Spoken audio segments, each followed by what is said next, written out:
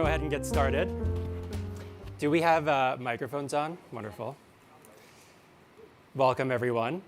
Thank you all for making it out to the Kira office, and for those of you who came to New York, especially for this event, thank you. We appreciate the time, we appreciate the care, and we appreciate the enthusiasm. My name's Andrea. I'm a co-founder of Kira with Jagrati, whom you'll all meet in a few moments, and we'll be speaking about what we're going to be announcing today. There's a lot happening in the world right now, and preparing for this has felt a little bit difficult. I think it's felt even more difficult in the context of all the conversation that's taking place about AI, and AI in sectors as sensitive and relevant and impactful as education. As we were preparing for today's announcement, a lot of our focus went into product.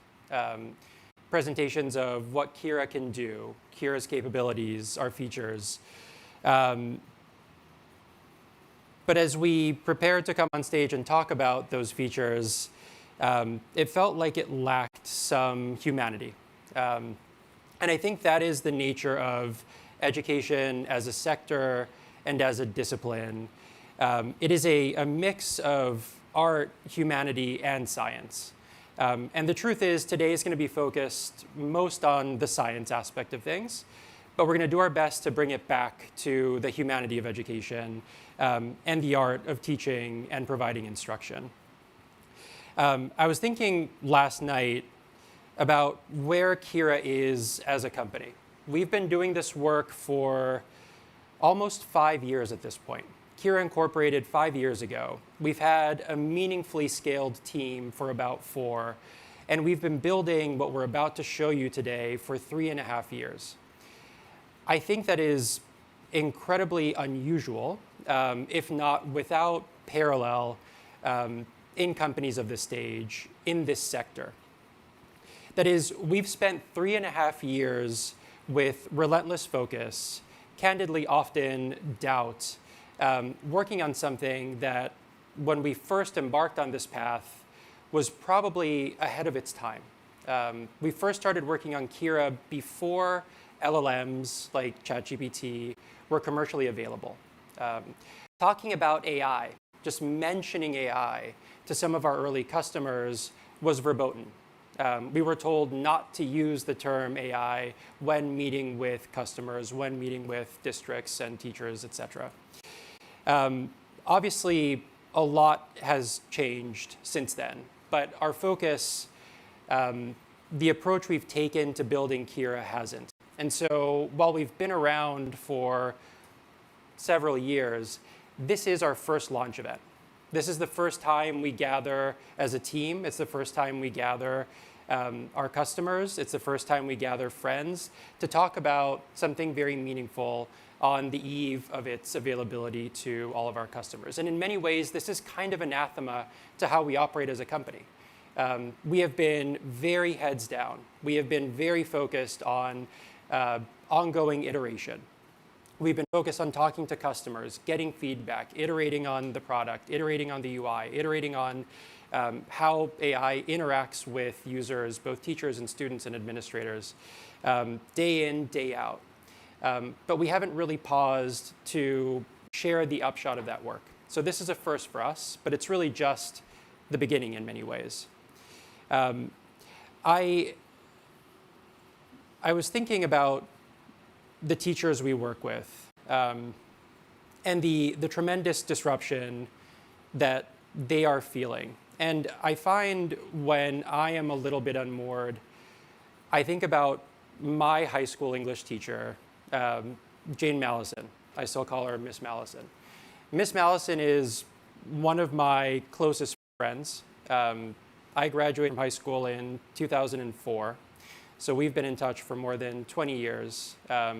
She emails me every year without fail on my birthday.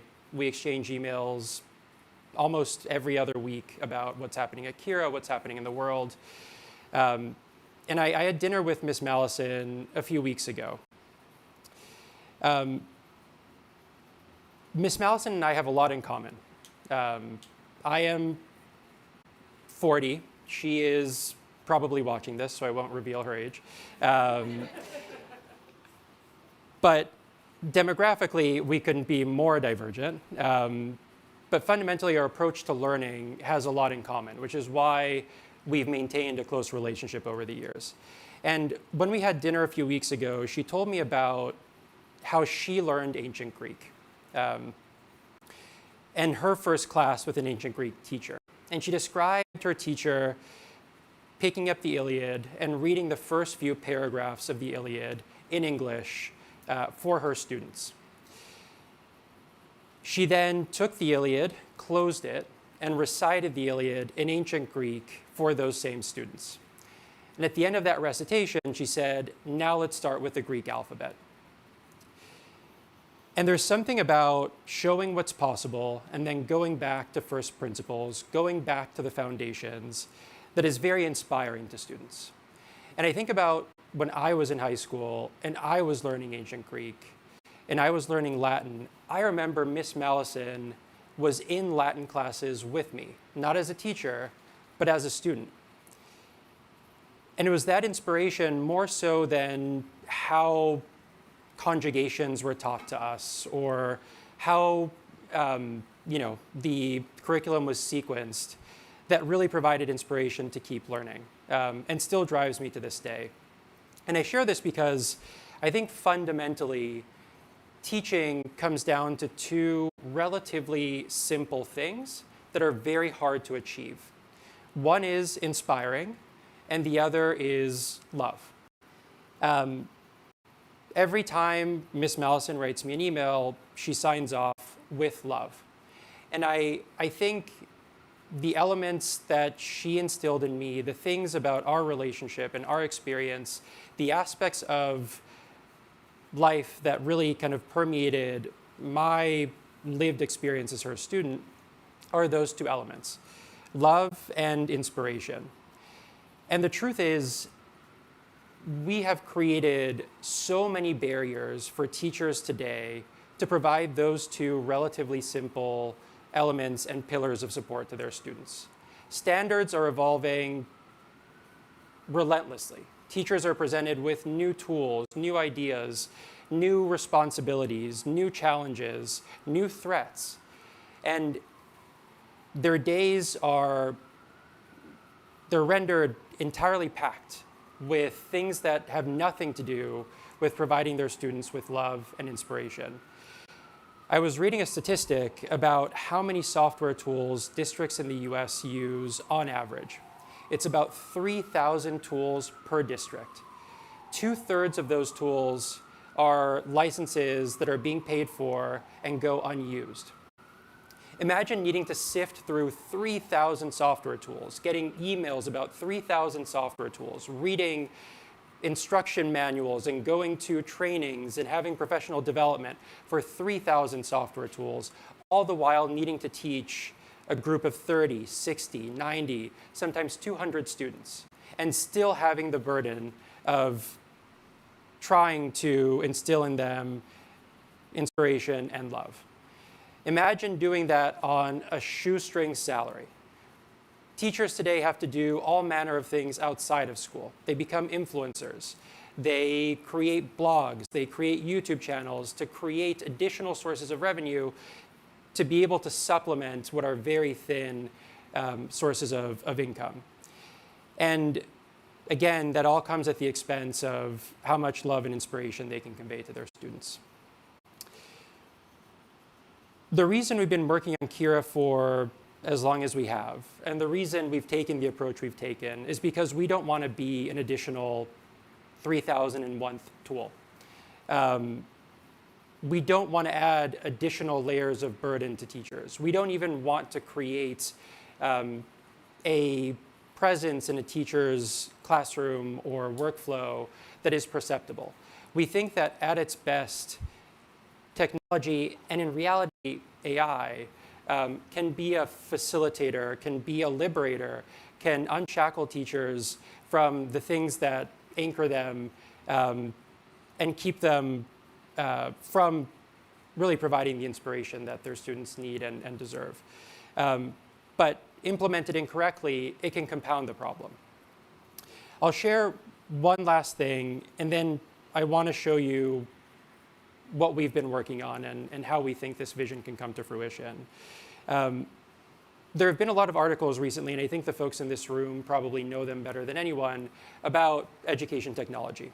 There was an article in The Economist that started this whole debate, the title of which was something along the lines of, EdTech is profitable, yes, but it's also useless.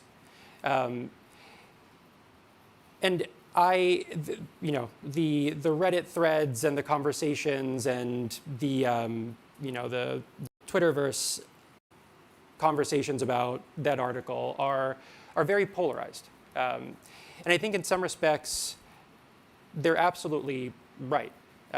As a technology company, we think about this a lot, and we think about the responsibility we carry, but the reality is, this is an industry that is radically underinvested. Technology in schools is funded in ways that are very different from technology in other sectors. I mentioned the 3,000 tools that a district uses. By comparison, a company of the same scale, so in terms of either headcount or in terms of top line, uses about 300 tools. That's an order of magnitude less. At Kira, we probably use 30 to 50 tools regularly. And if we're not using them, we're not paying for them. But the capital structure behind the tools that serve companies like ours is very different from the capital structure of the tools that serve schools. School software is mostly funded by debt. It's mostly owned by banks. It's mostly owned by company roll-ups.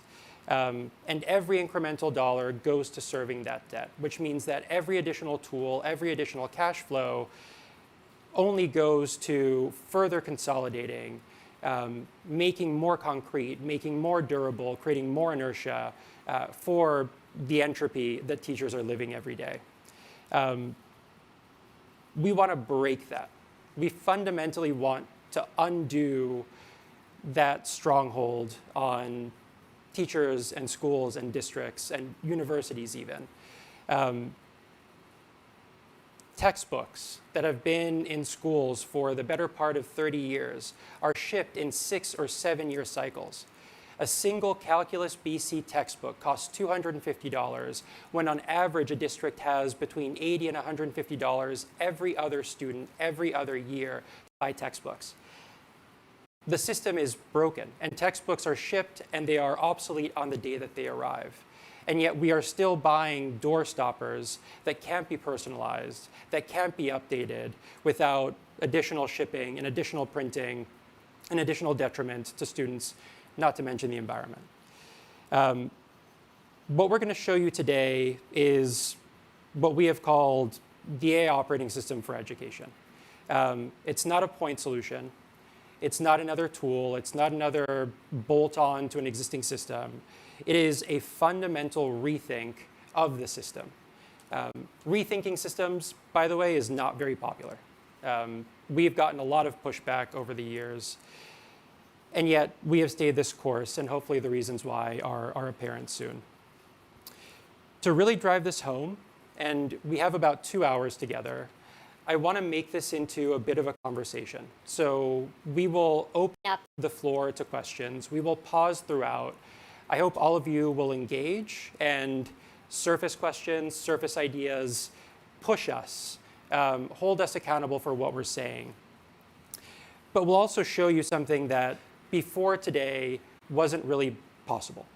We will show you how, at scale, we believe AI can replicate the same kind of experience, the same kind of knowledge and insight a teacher like Ms. Mallison had into me and what I knew and what I was struggling with and where I needed intervention and support, but for every student. For the teacher who's going from campus to campus teaching 100 students computer science in Tennessee, for the teacher in Brazil or El Salvador or in West Africa who maybe doesn't have the strongest subject matter expertise, but is able to inspire and is able to give their students care. How can we support them with the depth of knowledge they need to be effective instructors? that is what we're going to show you today.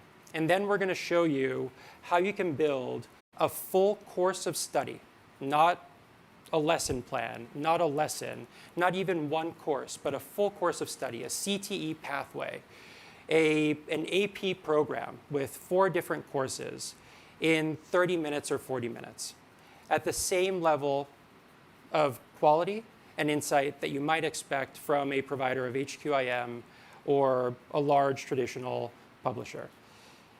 We will do that together, again, in minutes in the context of today's presentation. We're going to start, though, with a new feature we call a student atlas. The student atlas is the insight that we are able to provide teachers longitudinally over the course of an entire student's career. We will show you how a teacher can inquire and query this interface to arrive at deep insights that would otherwise be entirely elusive. So with that, I'm going to pull up Kira's dashboard. In the interest of transparency here, we recorded all of this last night. So these are 4 sections that we're going to walk you through. These are demos that we put together about 14 hours ago. We knew it was going to rain today. We didn't know how stable the Wi-Fi would be. And we also didn't want to be typing while speaking with you.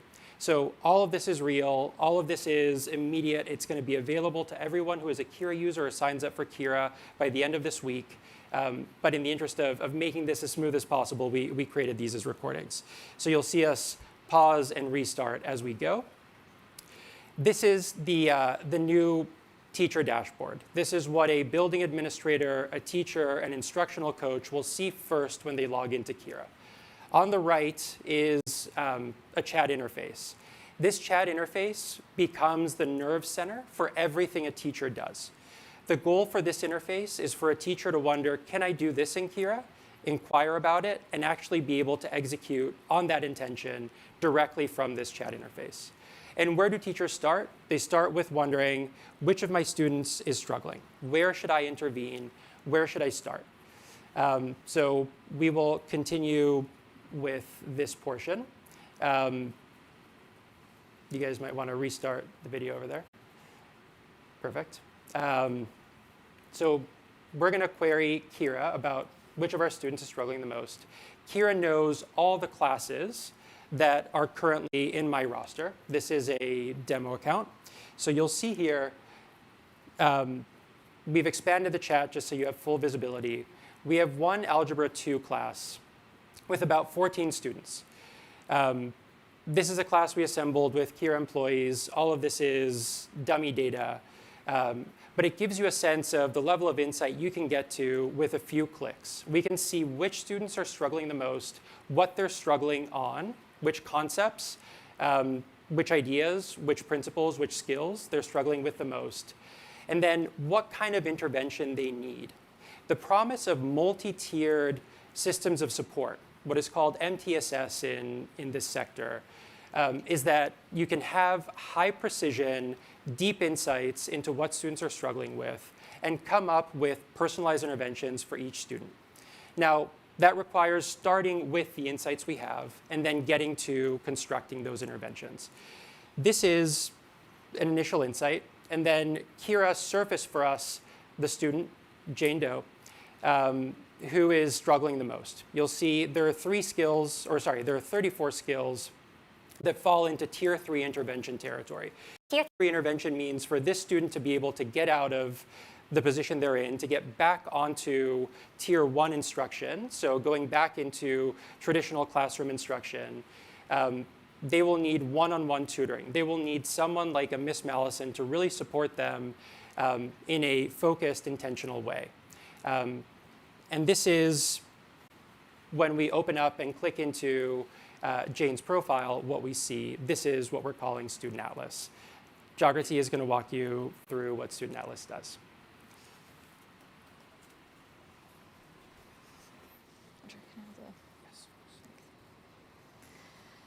All right, before I get into the details of what this page contains, I want everyone to try and think about one of two or both scenarios.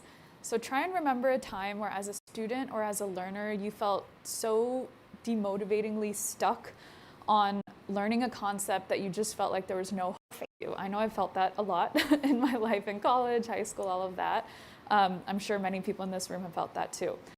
And then as a teacher, try and think back to a time where you just really wanted to help this student. You wanted to inspire them and provide love to them and care for them, but you just didn't know how. And that's also a very, very crippling feeling. I've also felt that while trying to help a middle school girl who then just started crying because she was not able to understand a concept in math. So as I'm walking through this, I want everyone to come back to those feelings, because those are the feelings that we're ultimately trying to help and mitigate with a solution like this. Now, there's a lot going on here, and I want to say that this is not just a place for data insights and for us to provide recommendations based on those data insights around what students are struggling with and what they're doing well on. It's also a place where you can immediately act on those recommendations and create personalized resources and materials to help your students immediately. And we'll walk you through how all of that is done. Okay, so first, let's start on the left side here. On the top, we are shown a pretty high-level summary of where Jane is struggling. This is what we call the student summary for the Student Atlas page for Jane Doe. Again, this is a pretty high-level summary. Below that, you'll see the data confidence piece. And now this, we believe, is very, very critical, right? We want to be transparent about how confident we are in providing these kinds of conclusions to you all as teachers. Right? So data confidence right now is mostly based on two primary factors around the data. One is the quantity of data, so how much data do we have for your student, and the other is the recency of data. So now I'm going to go through the three charts on the top, each of which provide some insight into what the students are struggling with, but still on a high level. We'll get into the details of this a little bit later. So the first chart is what we're calling the zones of proximal development chart. So here you can see whether a student is secure in certain skills. Each dot corresponds to a skill. If a student is secure, then that means they have not only been performing pretty well on that skill, but they also have not been regressing. And that's where we bring up the term secure. It means they've been performing well for a consistent period of time. Right? And then the green area is what we're calling ready to grow. So they're still doing pretty well, but not quite at the secure stage. And the yellow area is emerging skills. I'm gonna play that. And now let's go to the second chart, is skill distribution. This is just showing the number of skills where the student is struggling, developing, or mastering. We'll talk about those mastery labels in just a second as well. But I want to spend a little bit more time on this third chart here, tiered support distribution.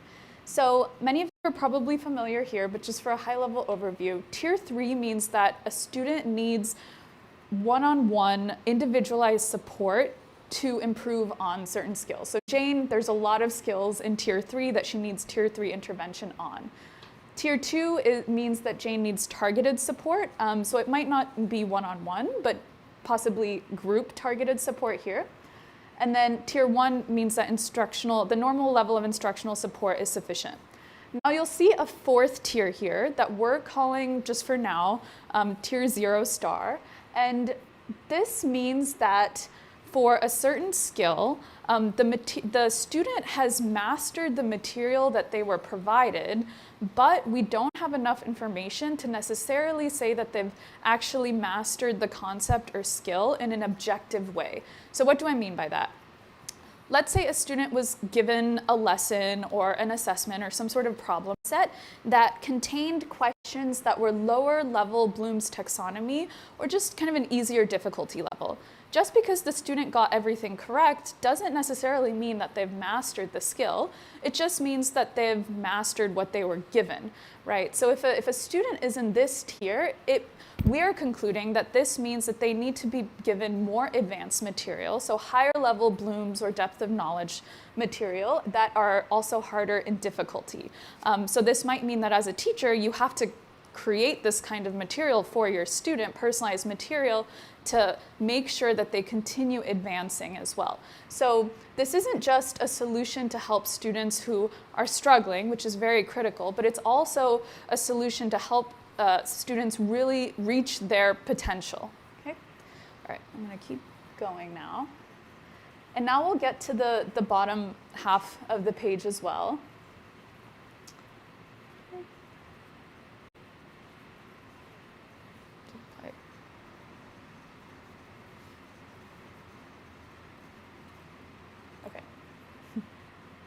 As we do this, this is a lot of information, obviously. In one word, how do we feel like this student is doing? Just looking at this chart. Struggling. Yeah.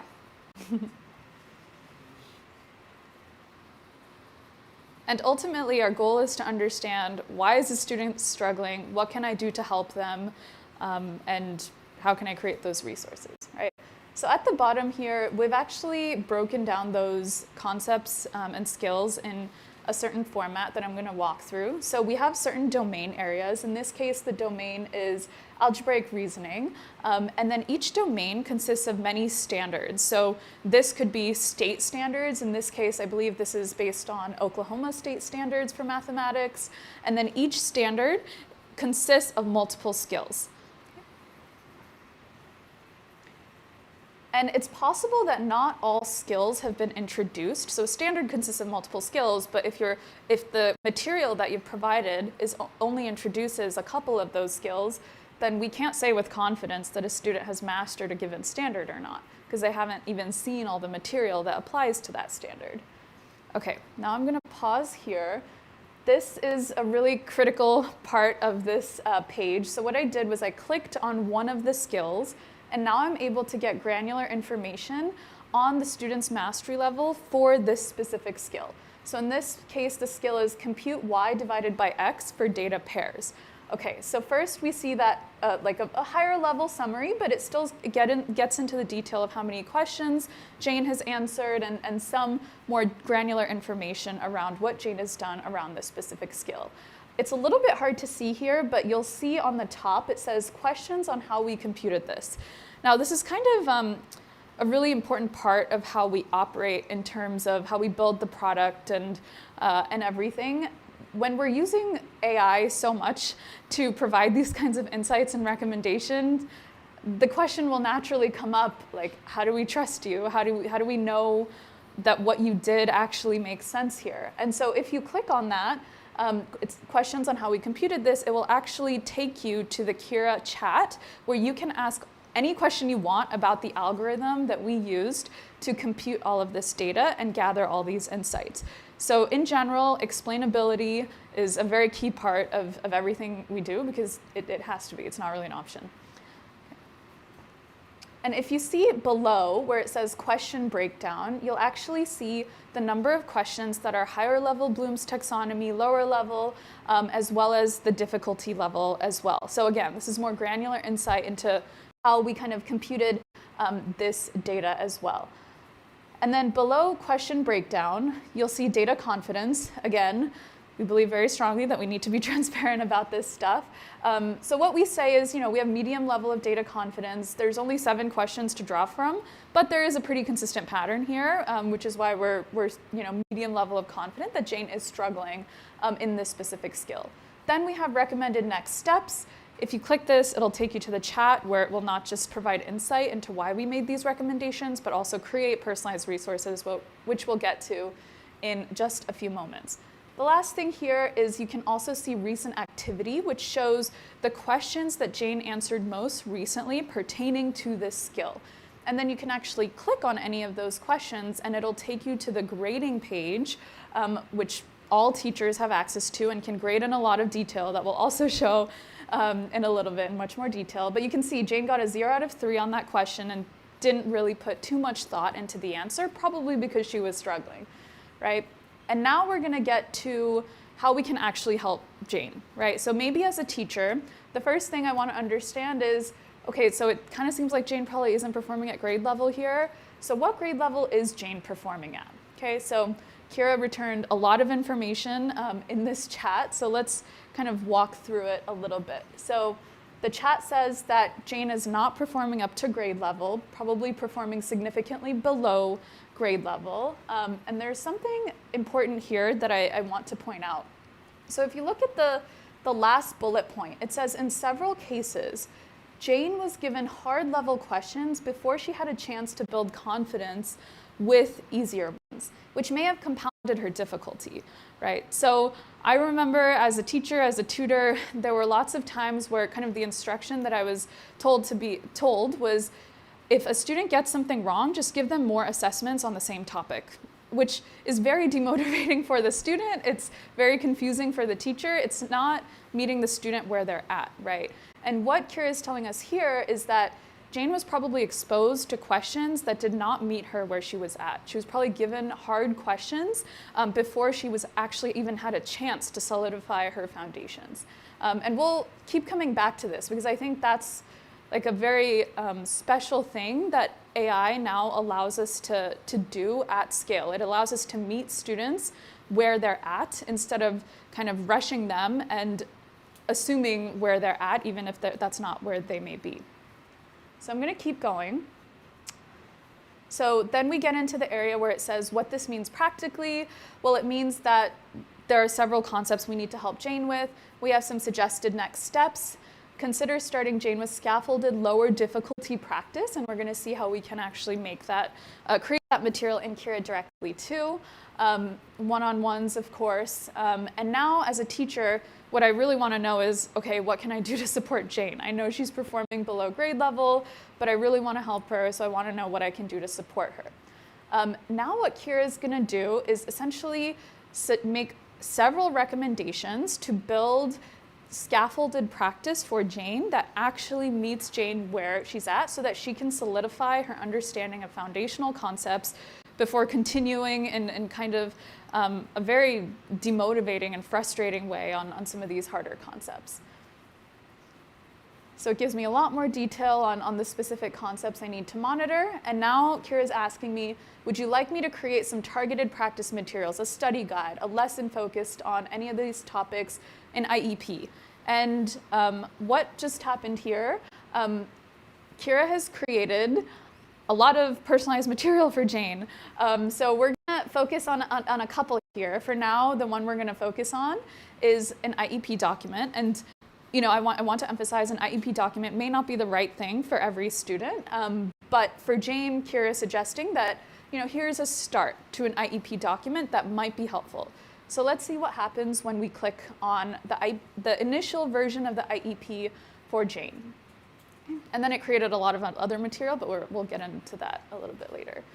So I clicked on the IEP document here, and it's giving me just an initial version.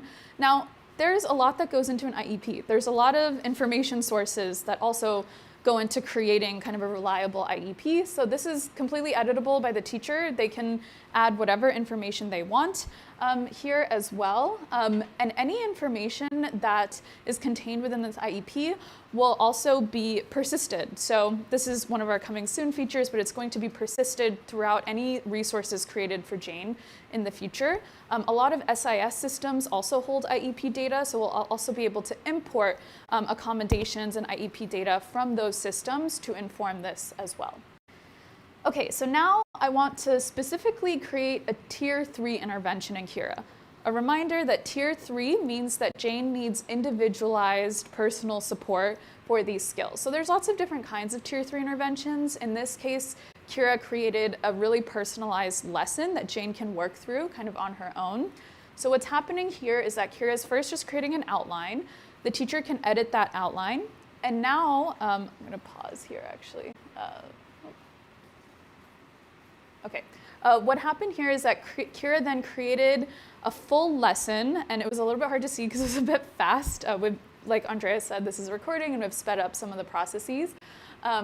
But this creates real interactive activities that Jane can then submit her answers to. So multiple choice, fill in the blank for your response, we have those. We also have some more interesting ones as well, interactive videos. So there is one at the top where Jane can watch a video and actually has to answer questions while watching before moving on to different parts of the video. We have a similar one that's useful for literacy and kind of language as well, called read and respond and read and chat, where a student can actually have a conversation about a passage or respond to questions about a passage side by side. So lots of things here. Different students respond well to different types of activities, but we've created a personalized lesson just for Jane that can then directly be assigned to Jane as well. If you look in the top right, and we'll show how we can do that a little bit later too. So this is the first Tier 3 intervention. Now, a really common Tier 3 intervention is personalized tutoring, right? So as a teacher, I want to see if I can achieve that in Kira. So I ask, what about a personalized tutoring session for Jane? Because I think that's where she's really going to excel, and that's where she, might have the best outcomes. So in Kira, we have an activity type called a chat pod, which essentially is a sort of personalized tutoring experience. So what I've done here is created a personalized chat pod just for Jane based on the skills she needs more support on. This is now transitioning to the student view. And I'm going to pause here just to make sure that we understand what this chat pod is saying, what Kira is saying here. So if you look at that line at the top, it says, let's start with the idea of a ratio, since that's a building block for everything else. So I want to come back to what I said before, is that Jane needs help on the foundational concepts, right? So that's what we're trying to do here. We're going back to the foundations before kind of going to the harder stuff, and we're making sure that Jane feels really solid in that material, because that's a building block of everything. In this case, it's a ratio. And then here we just show some sample interactions that a student who's really demotivated probably at this point and struggling might have with the chat pod. Okay. So I said, I have no idea. Then Kira still breaks it down for me, does not express any sort of frustration, right? And Jane is still kind of not feeling super motivated, but Kira is still encouraging Jane, saying, good job for reiterating. Let's kind of try again and rephrase the question. So that's a chat pod. And now what we've done here is actually we're going back to the homepage where Andrea had started originally. And I want to point out one important thing here that Kira also surfaced. If you look at the right above where it says Jane Doe's student profile, that second paragraph above that, it says a clear pattern emerges. Proportional relationships are the biggest pain points across the board in the whole class, right? So that probably means that as a teacher, I need to spend, or I should spend more time on this concept, not just for Jane, but probably for everyone. This is probably something that everybody can benefit from. So what I can do immediately with the chat is I can actually create a lesson about this concept and then assign it, again, all through the chat. So what I'm going to say is assign a lesson on proportional relationships for the whole class in order to help the whole class.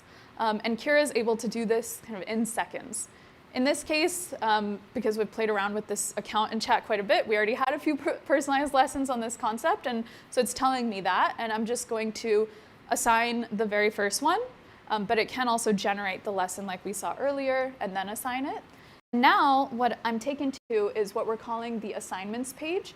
And this is where a teacher can access all of their assignments, whether it's assignments to a whole class, personalized assignments to individual students, whatever it might be, this is where they can access all of that material. Okay. And there's also a bunch of assignment settings, really, really powerful assignment settings that a teacher can set and modify on this page as well. So here, I'm just pausing. So we actually have an AI tutor available to students as well. We're not focusing too much on the student experience here just for the purposes of this demo, but a student has access to an AI tutor if the teacher is okay with that. So there's a toggle for that. AI feedback as well. Number of attempts, they can set that. They can shuffle the answer choices too. They can choose to give access to a calculator. So a lot of really granular assignment settings that we're only going to increase in time as well, because these details matter a lot when trying to teach effectively. Okay, so that's an overview of the Student Atlas page, and I'll hand it off to Andrea quickly before I get back to it.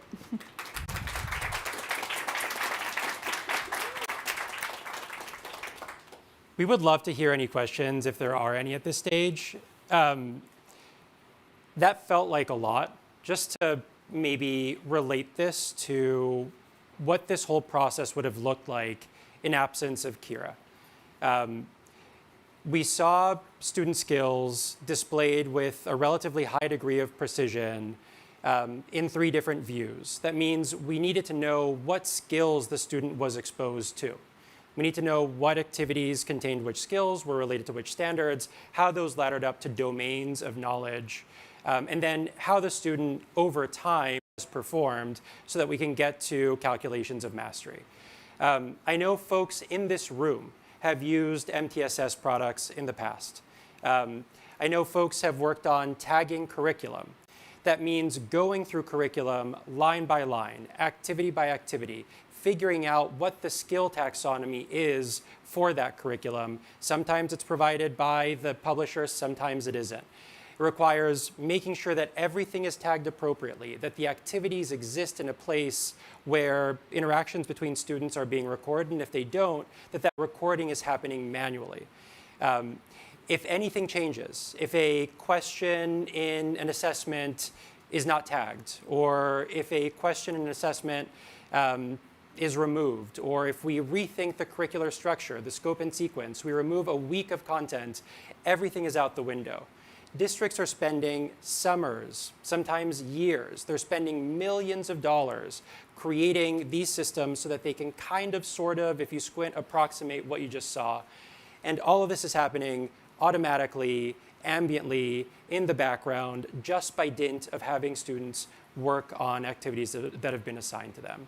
So something that, no exaggeration, would have taken years and 7 figures of investment on part of a district is now essentially delivered for free in the background.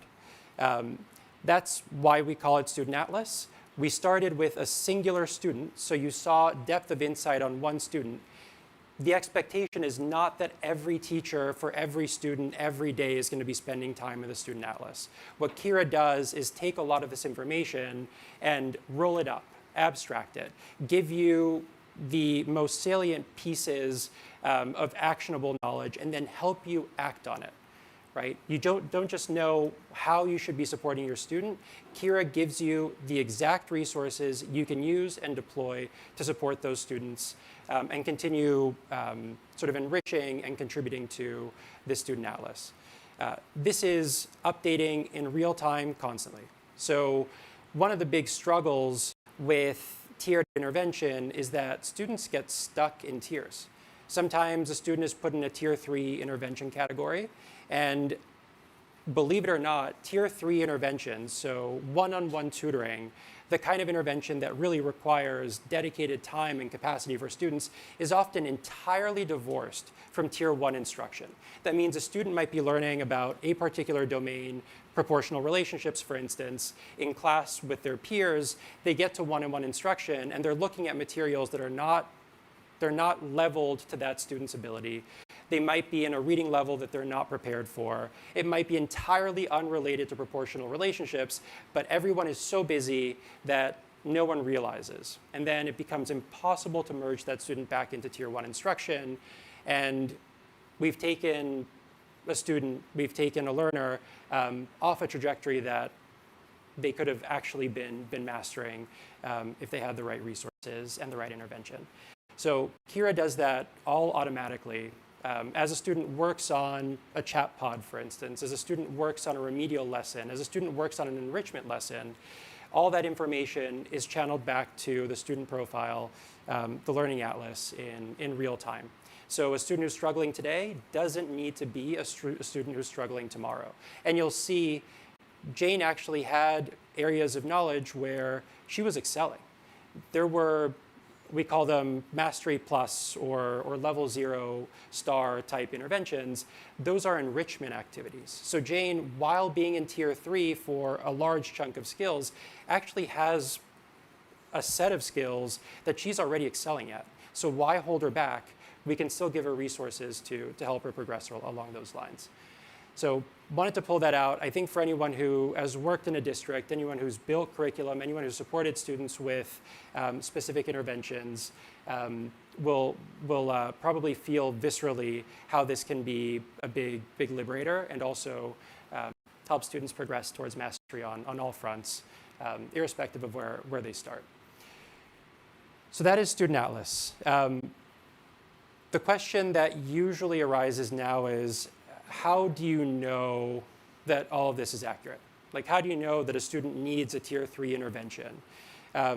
We showed you the roll-ups, we showed you domains, we showed you standards, we showed you skills. One thing to note is the only input we get as a platform is the standard. States publish standards. If you've ever built curriculum around standards, you know standards can be confusing. They can sometimes imply skills, they can sometimes describe skills, but not always. Kira takes those standards and disaggregates them into skills. So the skills you saw, the skills that are points in the zones of proximal development, the skills that are being described as either mastered or not, are skills that we have disaggregated from the standards. So they are more granular than standards that you would see at a state level or a district level. We also impute the domain. So we roll up the standards to a domain of knowledge. How is that happening? How is the tagging happening? And then how do we know that a student is working on enough information at the right level of difficulty? That is standards tagging. And it's also done with our grading interface, which is what Jagrati is going to talk about next. Tagging is maybe the most boring but most impactful thing that you can do to drive the kinds of outcomes that we are talking about. So we're going to show this relatively quickly, and hopefully the power of it comes through.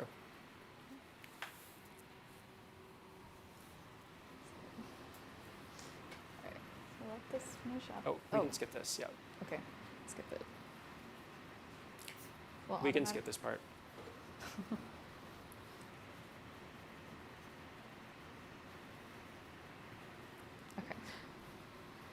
Maybe before we get into the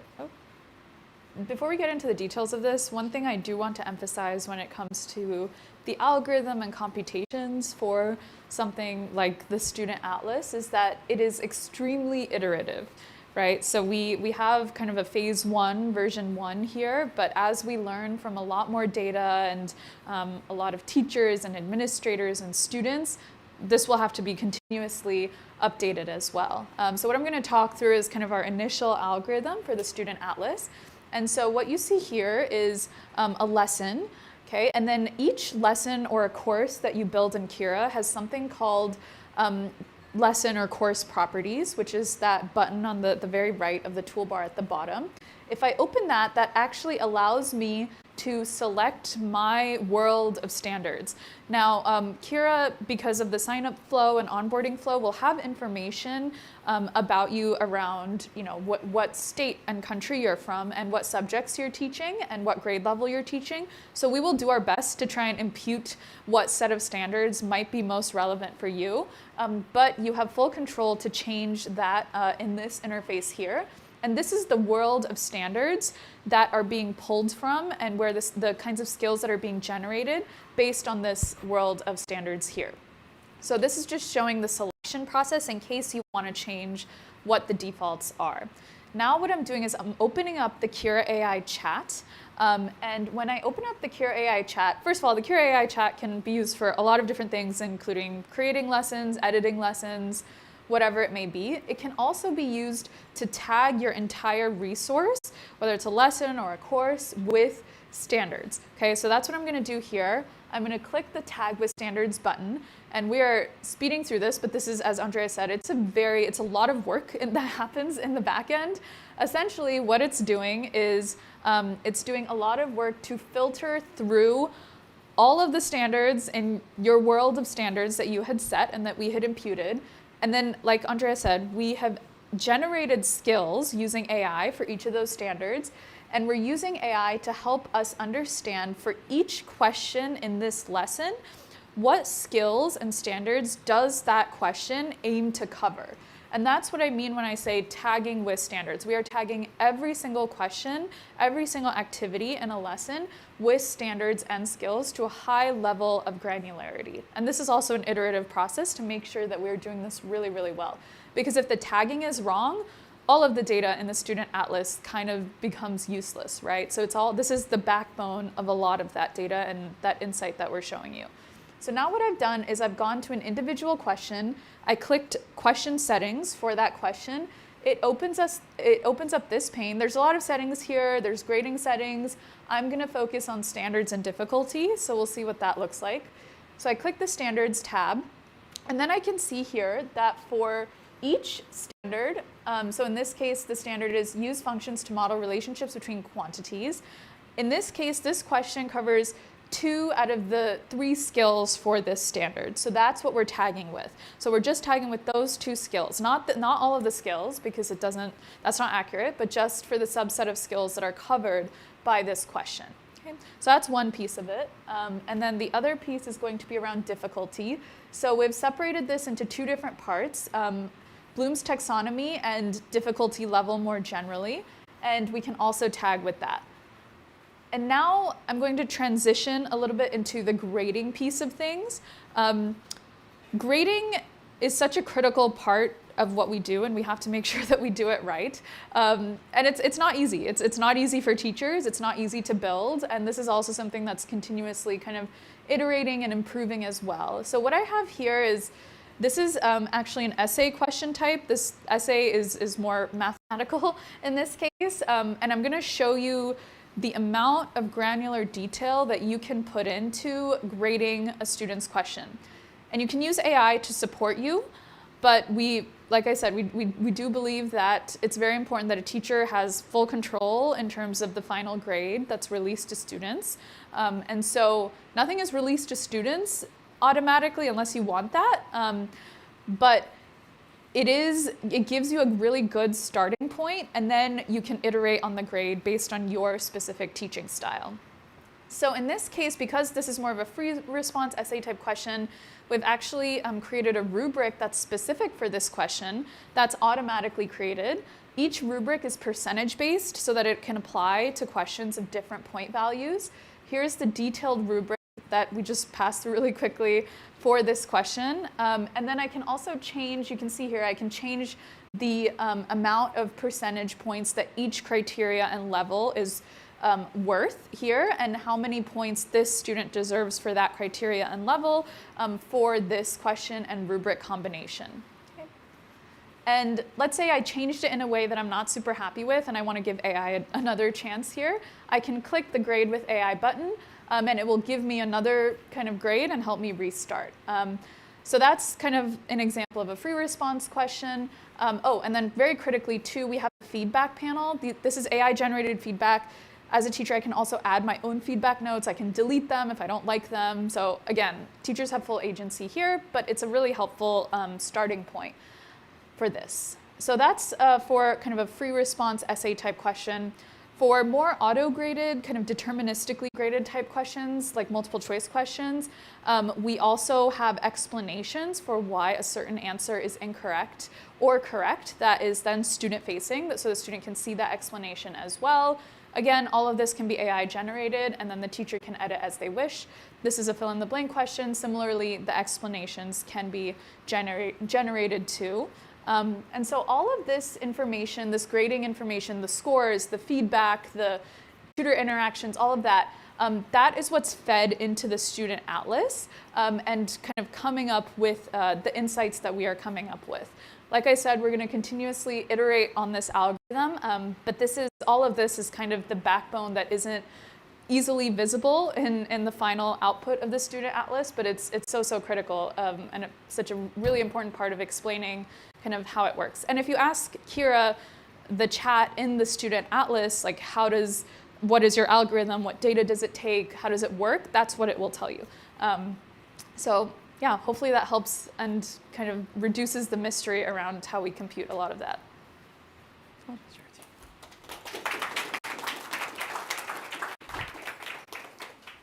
Any questions so far?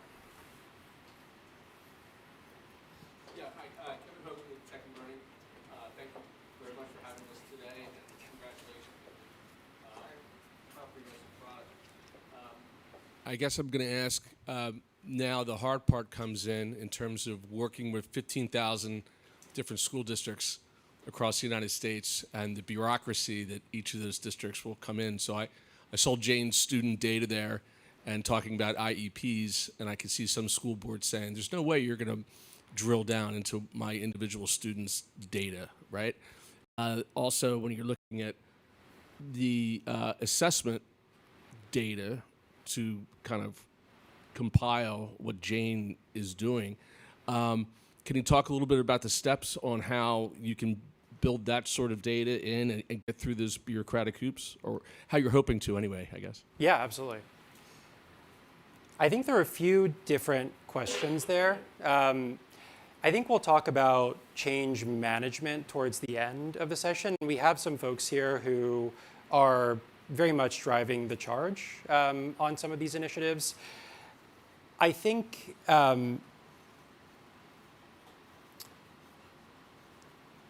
software in this space is mostly legacy software, right?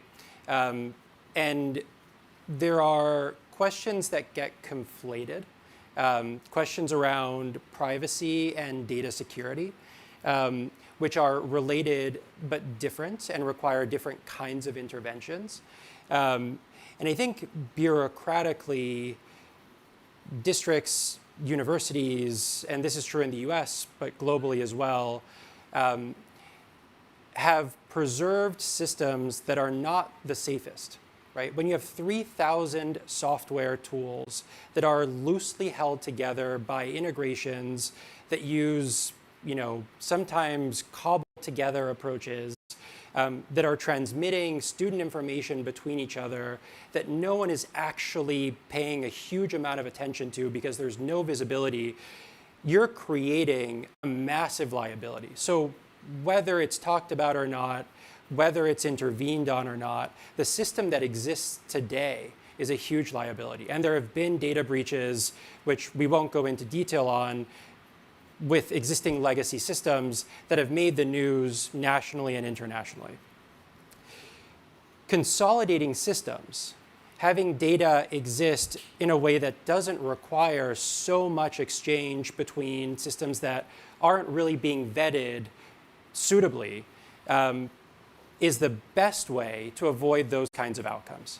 It's also the best way to anonymize data in a way where you can really guarantee that the information being shared with third parties does not contain identifying information. There is no way, and I can say this with absolute certainty, there is no way any district in the US today is able to tell you with a guarantee that the data that's being processed by those 3,000 software providers, many of which have probably already gone out of business, can guarantee anonymity for students. An integrated platform can. It requires a lot of change management. It requires leaders who understand nuance while also are able to spearhead innovation.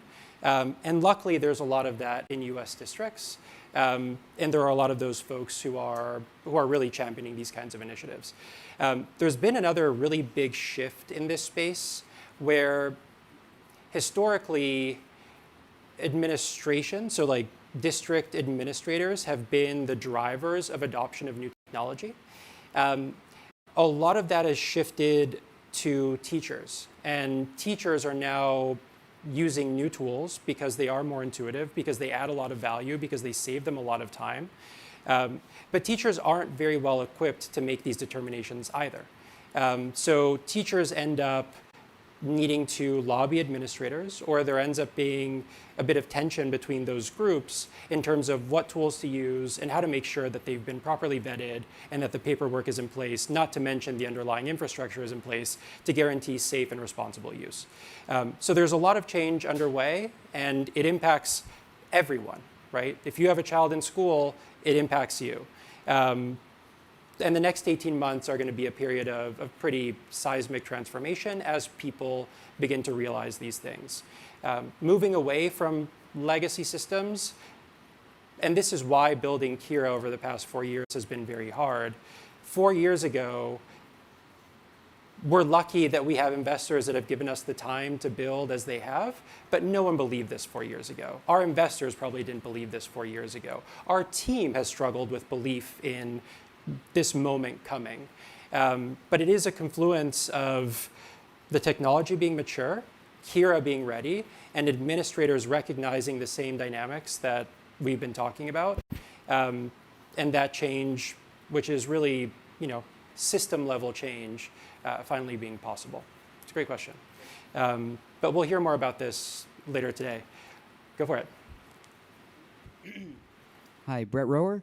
2 questions. One, first, again, congratulations. This seems too good to be true, and I know that's real. But would love to hear, I'm seeing how this could impact, an educator, as a former principal and classroom instructor. I see the benefits of this. I would love to hear, pre the launch of this, what has been the student user experience? Have any students experienced this? What's been their feedback? How has that guided your journey? I know you went from 1.0 to probably 1.5 to 2, but for this exact experience, what have students been saying or thinking about the transition? It's a great question. Thanks. I will say we're just halfway through this demonstration, so there is a lot of very kind of critical product that we're going to show in just a few moments, which I think will get closer to an answer to your question. First of all, there are so many stakeholders involved in these processes, right? You have teachers, you have administrators. I'm kind of lumping administrators together, but administrators focus on curriculum, they focus on technology, they focus on safety. You have parents, you have policymakers.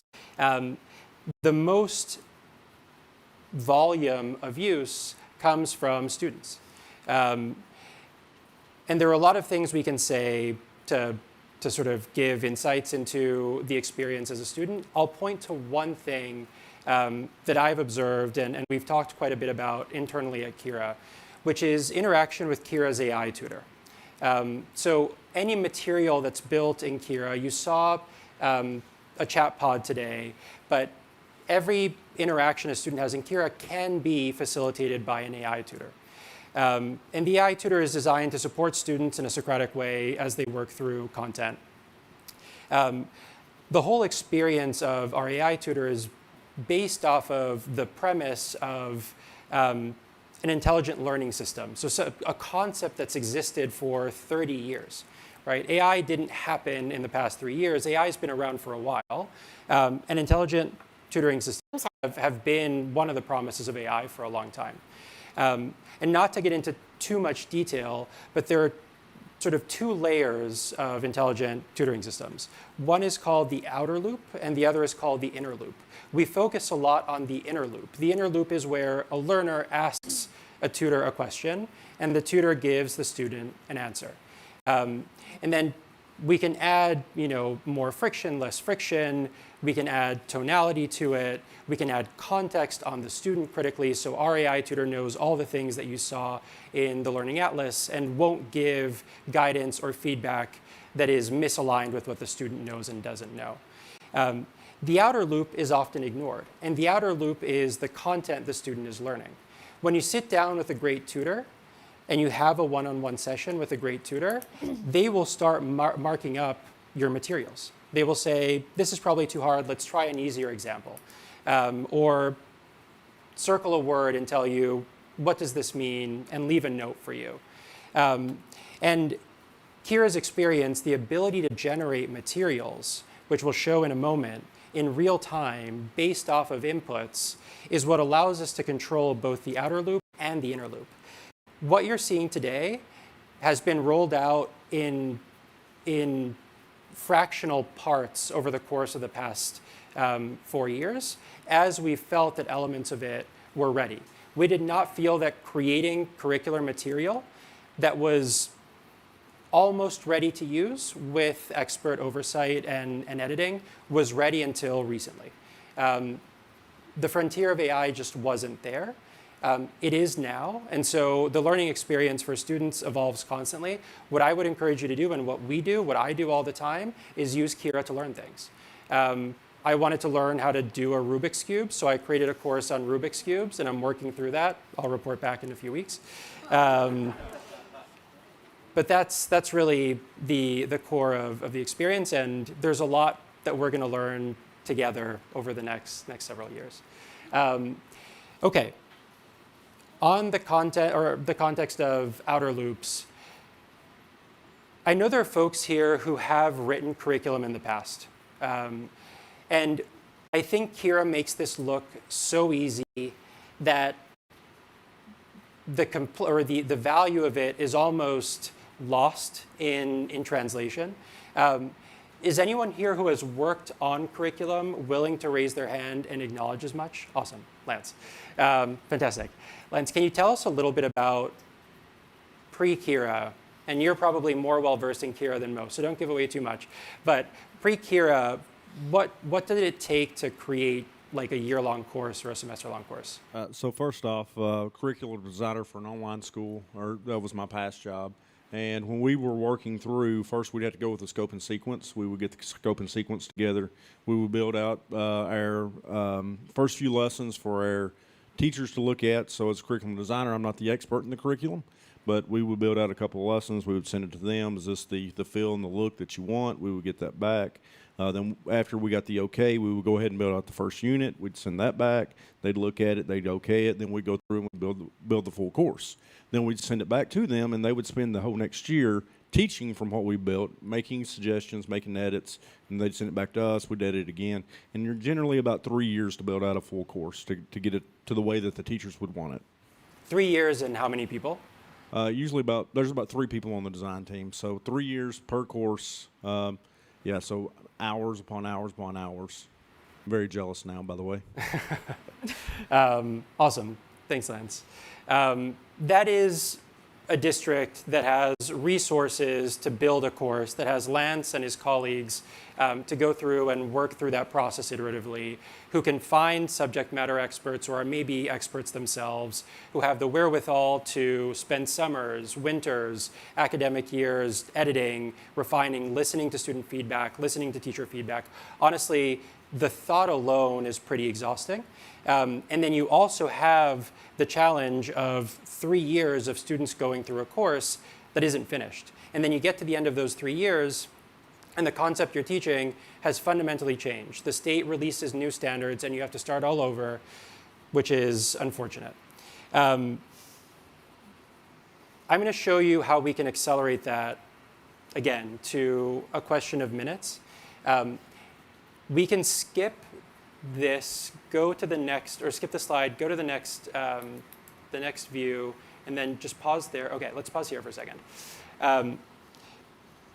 Before we look through this, thinking back to tagging skills, tagging standards, and grading, those are all very consequential things, right?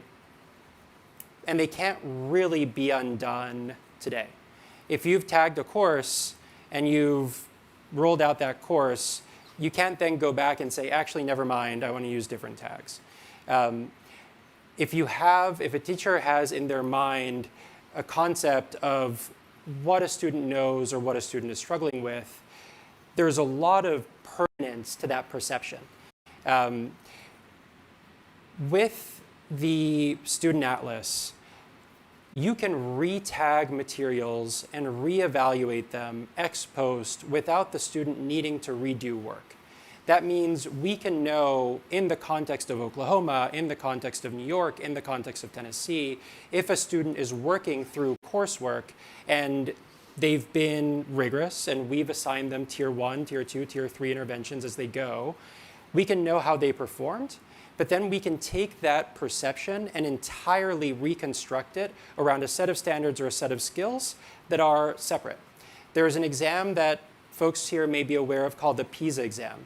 PISA is used to evaluate education systems, and it's an exam that's administered every 3 years. There's a group of students, usually 10th or 11th grade, who take this exam, which covers things like literacy ability and math skills, but also things like creativity and soon AI reasoning.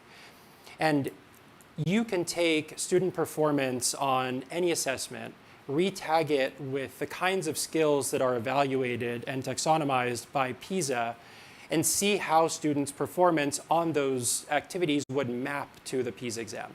That means that we can reevaluate how rigorous or how pedagogically sound curriculum is after it's been administered, or if we're using simulations before it's administered to students. So you don't need to have students go through curriculum for 3 years before you can evaluate whether it was the right curriculum. But if we want to create curriculum from scratch, we can. And what we're going to show you is a unique use case that comes up quite a bit. So rather than just build a run-of-the-mill Algebra 2 course, we're going to create an Algebra 2 course for a district or a school that has a specific mission, and a mission that emphasizes, say, ethical leadership and digital citizenship. So we can take a math course and weave into it concepts and principles and missions that don't necessarily naturally occur in an Algebra 2 course. I share this because what we'll show next is the ability to merge different courses. So you can create cross-disciplinary courses. You can create a course that marries computer science and history so that you can have multiple standard sets embedded in the same course. This is what we're calling Course Studio. Some folks have maybe used Course Studio in its non-AI form to date. We're going to show you how you can create a course entirely from scratch using AI. And we're going to start with Algebra 2 that is also combined with ethical leadership and digital citizenship. So first thing we do is click on Course Studio. We're going to generate a course with AI. We're going to input a course name, a course description. So this is an Algebra 2 course. Algebra 2, interestingly, like Algebra 1, is a course that isn't really served extensively by publishers and providers of HQIM. So it's a course that we get a lot of demand for. We'll include ethical leadership and digital citizenship throughout each unit of the lesson. We'll select a subject. We'll select a grade level. We could select standards. Here we'll choose Alabama math standards for tagging purposes. You'll see we're going to select all math standards for the 11th grade in Alabama. We're going to choose what kind of course this is, what the instructional style is, how long the course is. By selecting the length of the course, we also allow Kira to develop a scope and sequence. So when you create the course, we will, in short order, be able to provide you a full scope and sequence, which means what to learn on what day, what activities to assign on what day. If you have an existing course, we'll be able to restructure it, rescope, and resequence it so that you can remove elements without disrupting the continuity or the scaffolding of that course. And then we click Continue, and Kira will generate an outline of the course. So instead of generating the full, in this case, quarter-long course, though this would, in theory, be a year-long course, we'll create an outline. In this outline, you'll see we have learning targets for each unit. So each unit is constructed around specific learning targets, all of which are editable. And then an outline of the lessons. Each lesson is about 50 minutes of instructional time. So that includes lectures that a teacher might give. It will include lesson plans that a teacher can use to adapt those lessons. It includes activities. It includes the canonical foundation that can be personalized with the Learning Atlas tools that Jagrati showed earlier. And it also includes assessments. So we can build a full assessment in an assessment environment that is proctored or monitored and is also structured around the content that precedes it. So later on this morning, we will show you how to build a unit test from an existing course. So you'll see here for Unit 4, we have multiple lessons and a unit test at the end that can be administered differently.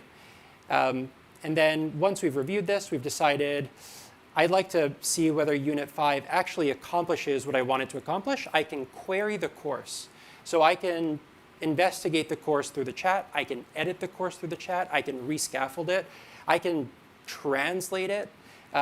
Pretty much anything an experienced course editor would do over the scope of, in fact, a course editing team would do over the span of several years, I can do via that chat.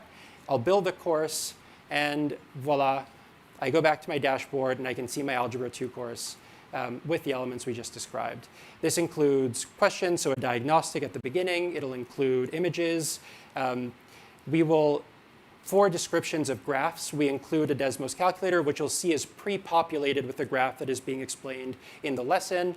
We'll create images of graphs with explanations, interactive videos. And then this is the end of the first lesson. You'll see a message on the fact that being good at math also means being a steward of honest and responsible use of those skills. This is one lesson, again, in a quarter-long course. We could have built a 165 contact hour, year-long course, the same kind of Algebra 2 course that you would spend $200 per textbook buying from a major publisher or provider of HQIM. Soon this will be possible to print out, so you'll be able to use it in written form. A teacher can simply take pictures of student submissions, and those will be graded directly in Kira. All of that will be funneled into the Student Atlas. So we have seen the construction of a course. We have seen how this course can be assigned to students, how it can be scoped and sequenced, which means I can assign individual lessons to students at different periods throughout the year, but I can do that scoping in September for November. If there's a snow day, if there is an event that causes my school year to, let's pause this for a second. Okay, getting ahead. But if there is a snow day or an event that causes the school year to somehow be thrown for a loop, we can easily just rescope and resequence via the chat, say, remove this date and restructure the content for this purpose. This is the course that is being drawn from. So this is what we mean when we say Tier 1 intervention. This is the core canonical course that a teacher is standing in front of a group of students and lecturing about, or is assigning to students in a asynchronous environment. That is then being adapted for Tier 2 and Tier 3 intervention. So we will see a student got one question wrong or got multiple questions wrong in a lesson. That is what we use to build an IEP, what we use to build a one-on-one chat pod type intervention, or a new remedial lesson. And then when the student finishes the remedial lesson, they're taken back to the Tier 1 instruction, which is this underlying canonical course. That is one course. I said at the beginning of our session today that we were going to build a full course of study. So a CTE course of study, CTE being career and technical education. There are no real providers of CTE curriculum that are scaled. Partly because what a career looks like in 5 years or 3 years, no one can really tell you. And also because CTE tends to be very specific. States in the US, countries overseas, will have employers that set up shop around their schools, create jobs, create opportunities, but they need students to graduate with specific skills. They need students who maybe already have a sense of how to weld. They might need students who know computer science. They might need students who know specific kinds of coding, so know how to use Python to do data analysis. We've talked about how hard it is to buy curriculum that is personalized. If we have to create specific curriculum for a school or a district that is looking to cater to jobs that exist in that district so that students can have fulfilled and sustainable lives after graduation, there's really nowhere to start. What Lance described is what a well-resourced district can do when they have leaders like Lance, but that is not the case in most districts and in most places. What we're doing here, this is something we did yesterday. There's no magic here. There's no, kind of crazy editing. We opened 8 different tabs and use the course editor in 8 different tabs simultaneously to create a CTE course of study and then an AP course of study. So an AP textbook would take about 2-3 years to develop in conjunction with the College Board. We talked about CTE. We created AP Calculus BC, AP Physics, an AP History course, any AP course you would like. We took the standards, placed them in Kira, very simple upload process, and then developed all of these courses from those standards. The CTE courses are based on CTE standards from Tennessee, a state that we spend a lot of time in and have come to really love. So I'm going to show you in 30 seconds what that 30-minute experience of generating these 8 courses looked like. We simply selected the standards, named the course, gave some guidance on how to structure the course. You'll see AP Music Theory, Health Science Education. So this is a pre-EMT course, AP Physics C, a networking course, Cybersecurity 1, which is another CTE course, and then a few others. You'll see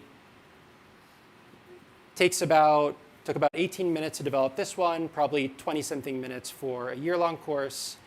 And in half an hour, we developed curriculum that would have taken maybe a decade of labor otherwise, and would have been obsolete, again, upon delivery to a school. We're going to make all of these available to everyone.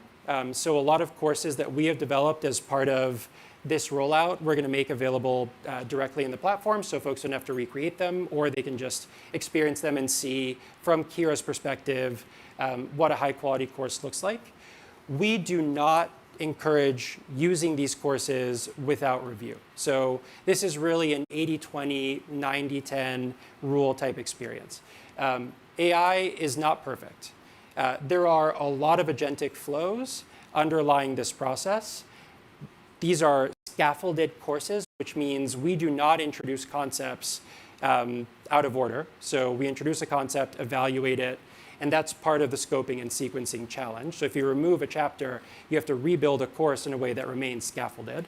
But it still is not perfect. And when any of this material is being used, it does require an expert teacher or curriculum developer to either go through the course themselves or make those edits and make sure that they're reviewed properly. So I do want to be very clear about this fact that we are not encouraging folks to just create an AP CSP course or an AP Calculus BC course and assign it. But this will save the lion's share of time, money, and effort. So this is creating courses.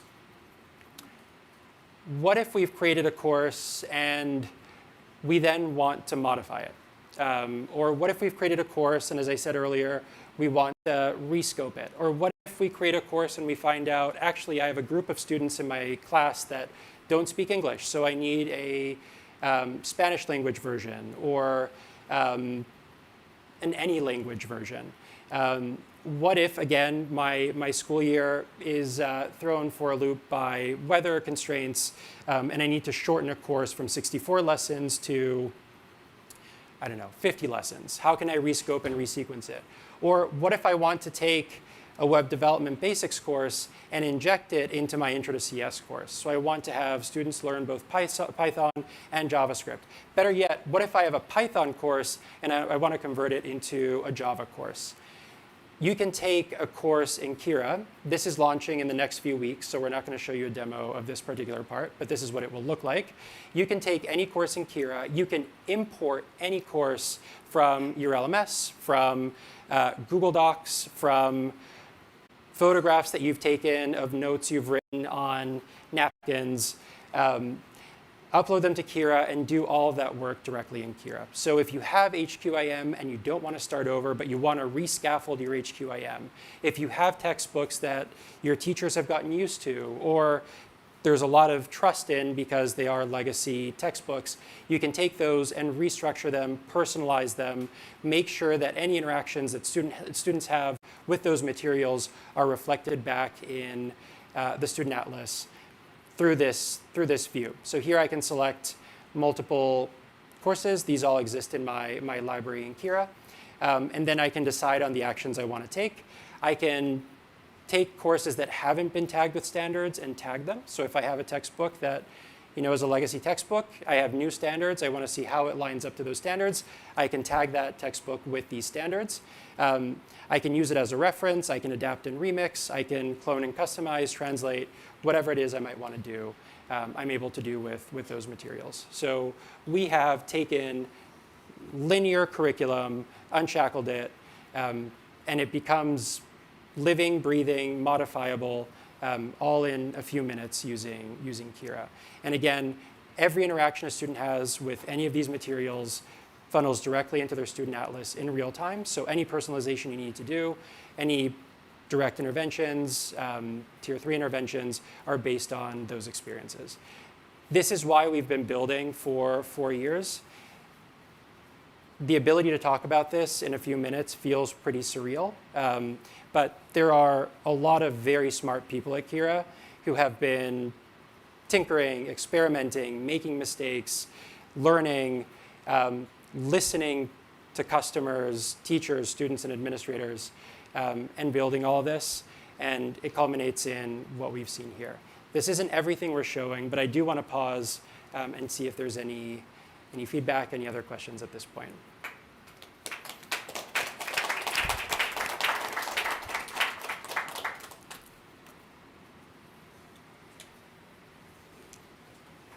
There.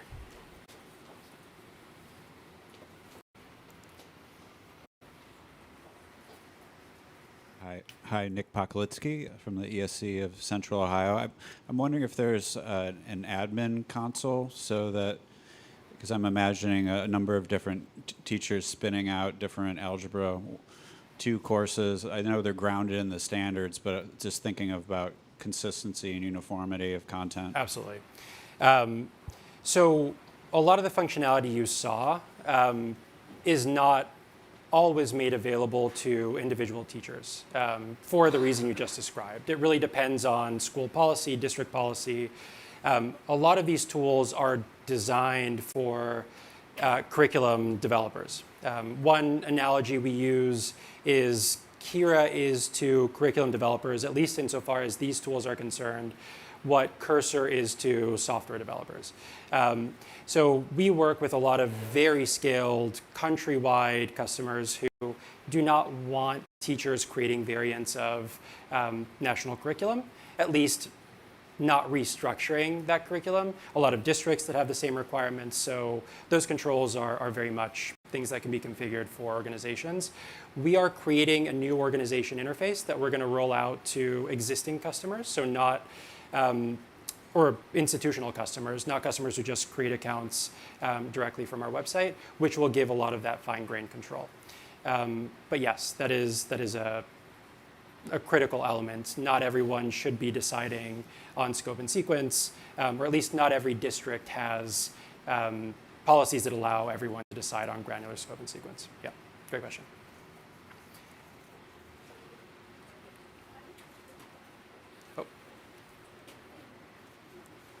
Is it on? Hi.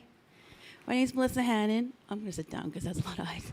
I'm from the Office of Student Pathways, New York City Public Schools. And I'm excited to follow up because my question was also about an administrative portal. So we work directly with teachers for professional learning to bring a program for computer science education. And a big part of that support is making sure our administrators find value in that programming. And our school administrators in New York have a comprehensive education plan for the school.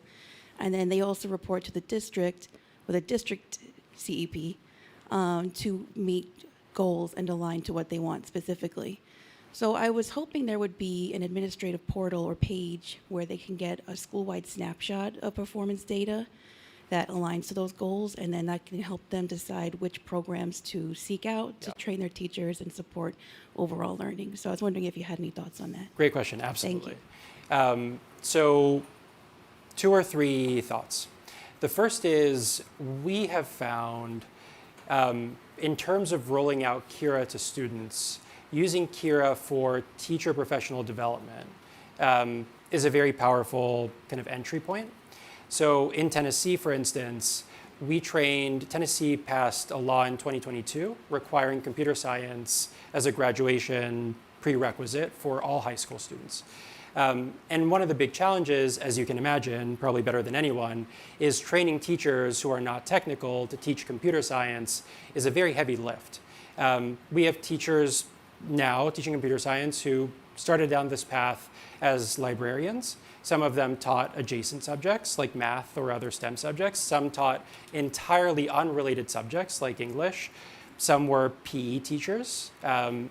And they found themselves in a position where in 6 months' time, they went from being opted into teaching computer science to teaching a room this big of students a subject that is highly technical and pretty challenging without much in the way of otherwise training. And the way we provided that training was in Kira with the assistance of an AI tutor. So teachers went through training and curriculum in the same way a student would, learned in the platform, and then were able to have a bit more empathy and put themselves in the shoes of students, but also more confidence when teaching those students in the same platform with the role reversed.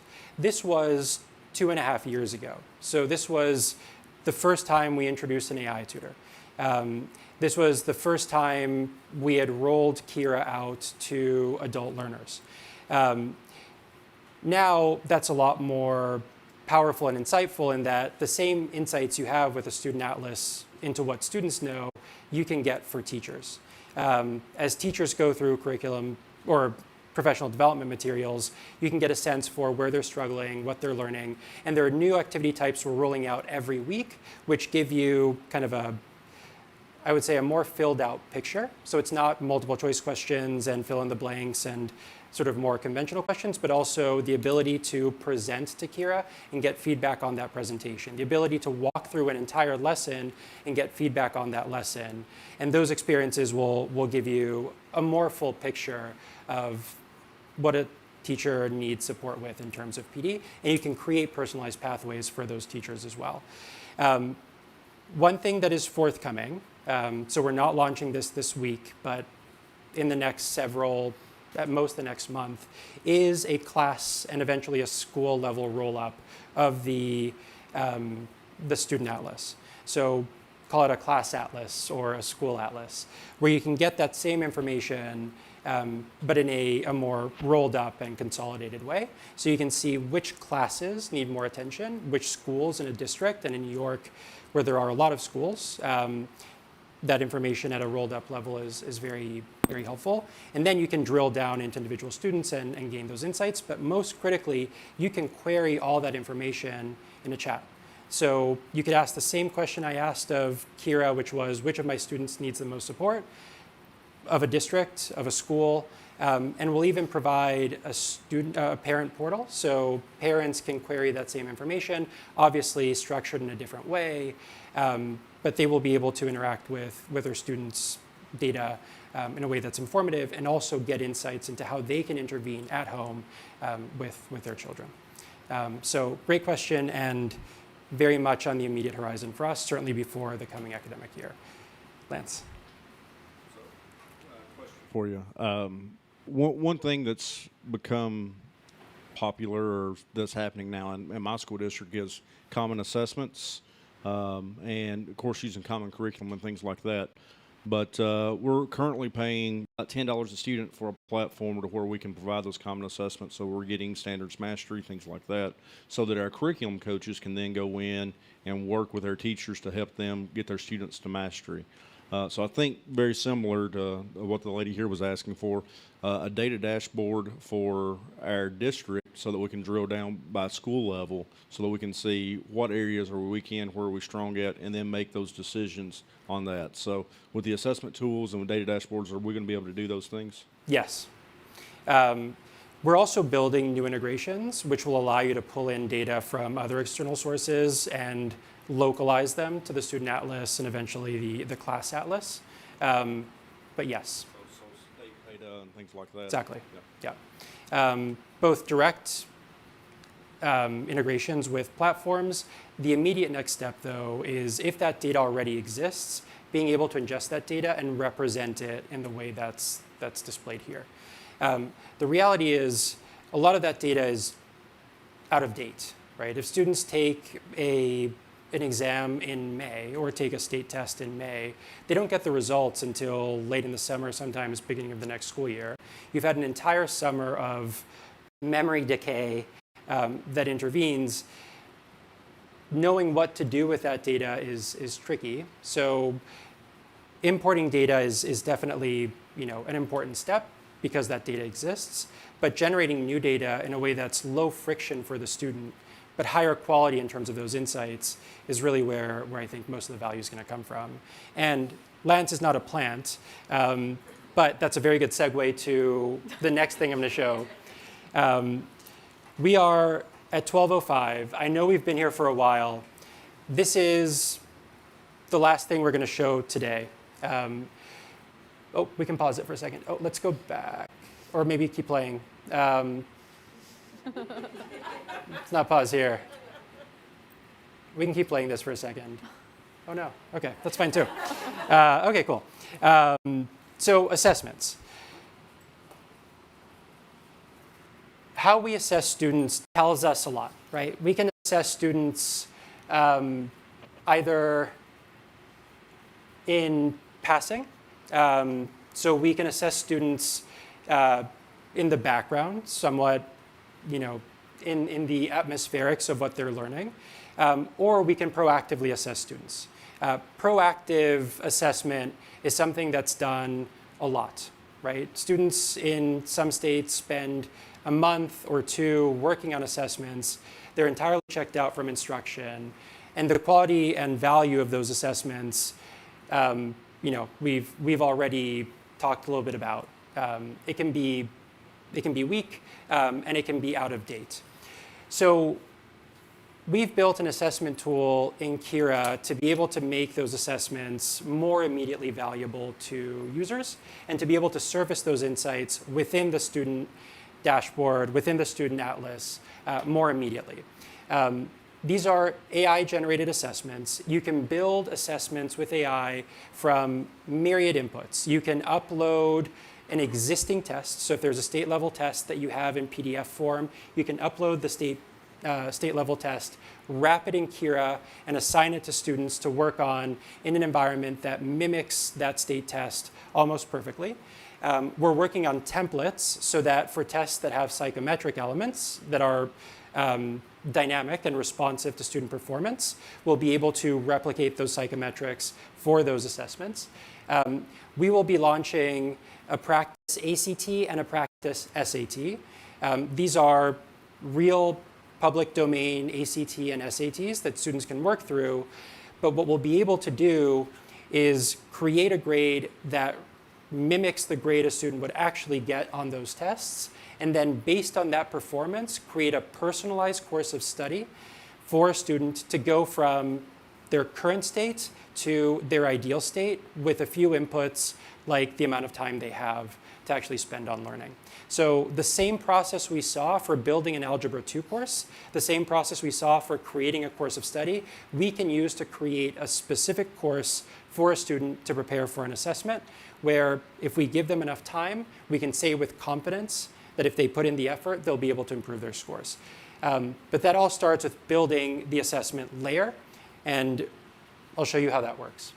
So everyone's dashboard will have an assessment tab, or you can go to assessments in the create dropdown. You'll see all these ways to create an assessment. I'm going to create an assessment from one of the courses we just built.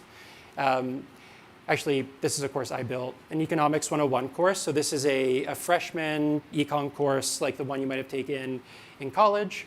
I'm going to select a unit, and I'm going to select a lesson. So this is a lesson level exit ticket. Say we are teaching Econ 101. We've finished lecture, pop quiz. I want to see if students have been listening and have actually understood the instruction I just provided. I'm going to select the question types. This doesn't have to be selected. It can be optional, or it can be imputed from the material it's being built on. This is being built from a transcript of the lesson. So this isn't created from a concept, it's built from the transcript. I can see what this looks like for the students, I can preview it. So these are 3 questions in 3 separate sections. So economics, microeconomics, and market. We cover all of those concepts in that lesson. I can edit the assessment if I want. So I can remove sections, I can consolidate the sections, I can add questions, remove the questions. I can do anything I want in the way of editing manually or with AI. I can assign this synchronously. I'm going to call this an exit ticket. I can schedule it for later so that it starts at a specific time. When we build courses, the assessments I showed you are these assessments. So the course already has assessments built into it that are scaffolded to that course. I will give a time limit. I will share this with the students in my class using a code. Students will log in, input the code into their dashboards, and start working an assessment. This is a student working through the assessment on their end. They're going to select an answer. They will submit this section. Remember, there are 3 sections. You'll notice there is a proctoring tool. So students can navigate away up to 5 times. Everyone has submitted their assessment here. Everything is graded with AI. So whether it's a multiple choice question or a free response question, I could have opted to grade this manually. This is what the grader looks like. And I can release my grades. And now I have some helpful statistics into the assessment as well. So this is just, a sample of 4 students. You can imagine if I had a whole district of students taking a diagnostic at the beginning of the school year, if I had a group of 30 students, I would have statistics that tell me, 1, where students are, but 2, what the quality of the assessment is given where students are in their learning journeys. This should technically be a normal curve with a distribution sort of focused around the average. I can also see which questions students got wrong the most. So high frequency error questions, what the question was, which students got it wrong, and I can also see their grade based on that question. So this was a free response question. You'll see students provided fairly perfunctory answers. And I can go back to the grader, and then I can release these grades to all the students. And all that information goes back and feeds into those individual students' student atlases. So a single assessment, this is what a student would see. They would get feedback. There are explanations for all of the answers they got right or wrong, so they can learn from the mistakes they've made. And this is what it looks like for a student. You'll see they can go through each of the sections. This is a simple exit ticket. It took 3 minutes to create. It's 3 questions. I assigned it in real time, got the feedback, and my student atlas is richer for it. And any interventions that I create coming out of this exit ticket will be informed by this performance as well. Again, this is the same interface we can use for an SAT. Instead of an A to F scale, you would have a 1600 point scale. You could use it for a MAP test. You could use it for a STAR test. Really, any assessment we will have templates for. That is everything we wanted to show you today. We thought we would end on an assessment note. We have a pop quiz for everyone. So, no, I'm just kidding. But thank you all so much for being here. It means a lot to me. More importantly, I think it means a lot to the Kira team. There are a lot of folks in this room who have done a lot more work than I have to get us to this point, and a lot of partners, administrators, and friends in schools and districts that have given us feedback over the years that have helped get us to this point. This is the end of the presentation. We will take some more questions, and then there's some folks who are here that I think can provide some helpful insight into change management, and I wanted to bring them up on stage to talk a little bit about that while we have a few more minutes. But I'll pause there, and thank you all so much.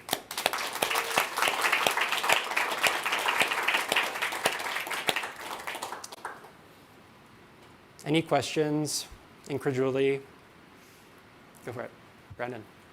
Yeah, I'll Brandon Chitty from Broken Arrow Public Schools. I had a question about the assessment, some tools that I've just recently seen. But if the goal is student learning and we're asking students questions and then it's giving feedback on how the student does and what they need to do, and it's giving that teacher and what you can do next to build that in, is there a world in where that can happen in real time? So the assessment is built as a direct success, right? So if they're doing bad on something, instead of just giving that data back, then it takes that moment and says, okay, let's reteach it, and then let's ask in a different way to see if we can actually truly build on learning during the assessment. I mean, that's not really done in education, right? But that can almost, with your technology, be done in real time. Do you want to talk about this? Sure. So Andrea talked a little bit about the AI tutor, the current one we have, but the next evolution for which development is going to start almost immediately is pretty much exactly that. So in real time, can we create personalized activity types, assessments, things like that, so that to help the student even further when they're feeling really stuck and kind of get them to that point in real time. So that's exactly what we're going to start working on. We didn't spend a lot of time looking at the lesson editor, but when you see a course or you see a lesson, you can modify any portion of that course in real time through a chat. So you can say something as trivial as take this multiple choice question and make it into an essay, or take this Python coding question and make it into Java, or reorder all of the steps in this lesson so that it's structured differently, or take this lesson which is intended for asynchronous learning and make it appropriate for fully synchronous learning. Those same kinds of commands that are orchestrated by a teacher or a curriculum developer can be orchestrated by an AI tutor. So the AI tutor can see in real time what a student is working on and modify that content in real time. So if the student is presented with a multiple choice question that isn't leveled to that student's ability, we'll be able to modify that multiple choice question so that it is leveled, or we can remove the question entirely, or we can create a new example to rescaffold existing content. So we showed you how to rescaffold a course with sort of the interfaces we looked at. The rescaffolding can be coordinated by an AI tutor. So with the student atlas, it can actually Exactly. Build the assessment per what the tool knows about the individual student and where they need to get towards success. Exactly. An assessment, curricular content, ultimately all of these things really blend together.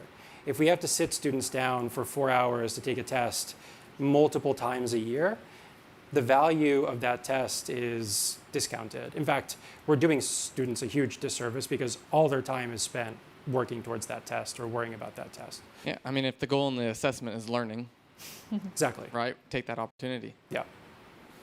So we're going to be launching an updated AI tutor fairly soon. We'll have another one of these events in the next few months. Now that we've had the first one, it's been kind of fun. We'll do another one. But we'll release those features fairly soon too. Hi again. So I was wondering if at the end of the year or a quarter, when there's a cumulative data for the student performance, is the teacher then able to export that data for their reporting systems, or would they have to manually change them over? Great question. Reporting and taking data and formatting it to different reporting requirements is a forthcoming feature. So it's a request that comes up very often. So taking the data and putting it in a spreadsheet, for instance, that complies with requirements for a district is something we hear a lot and we're working on.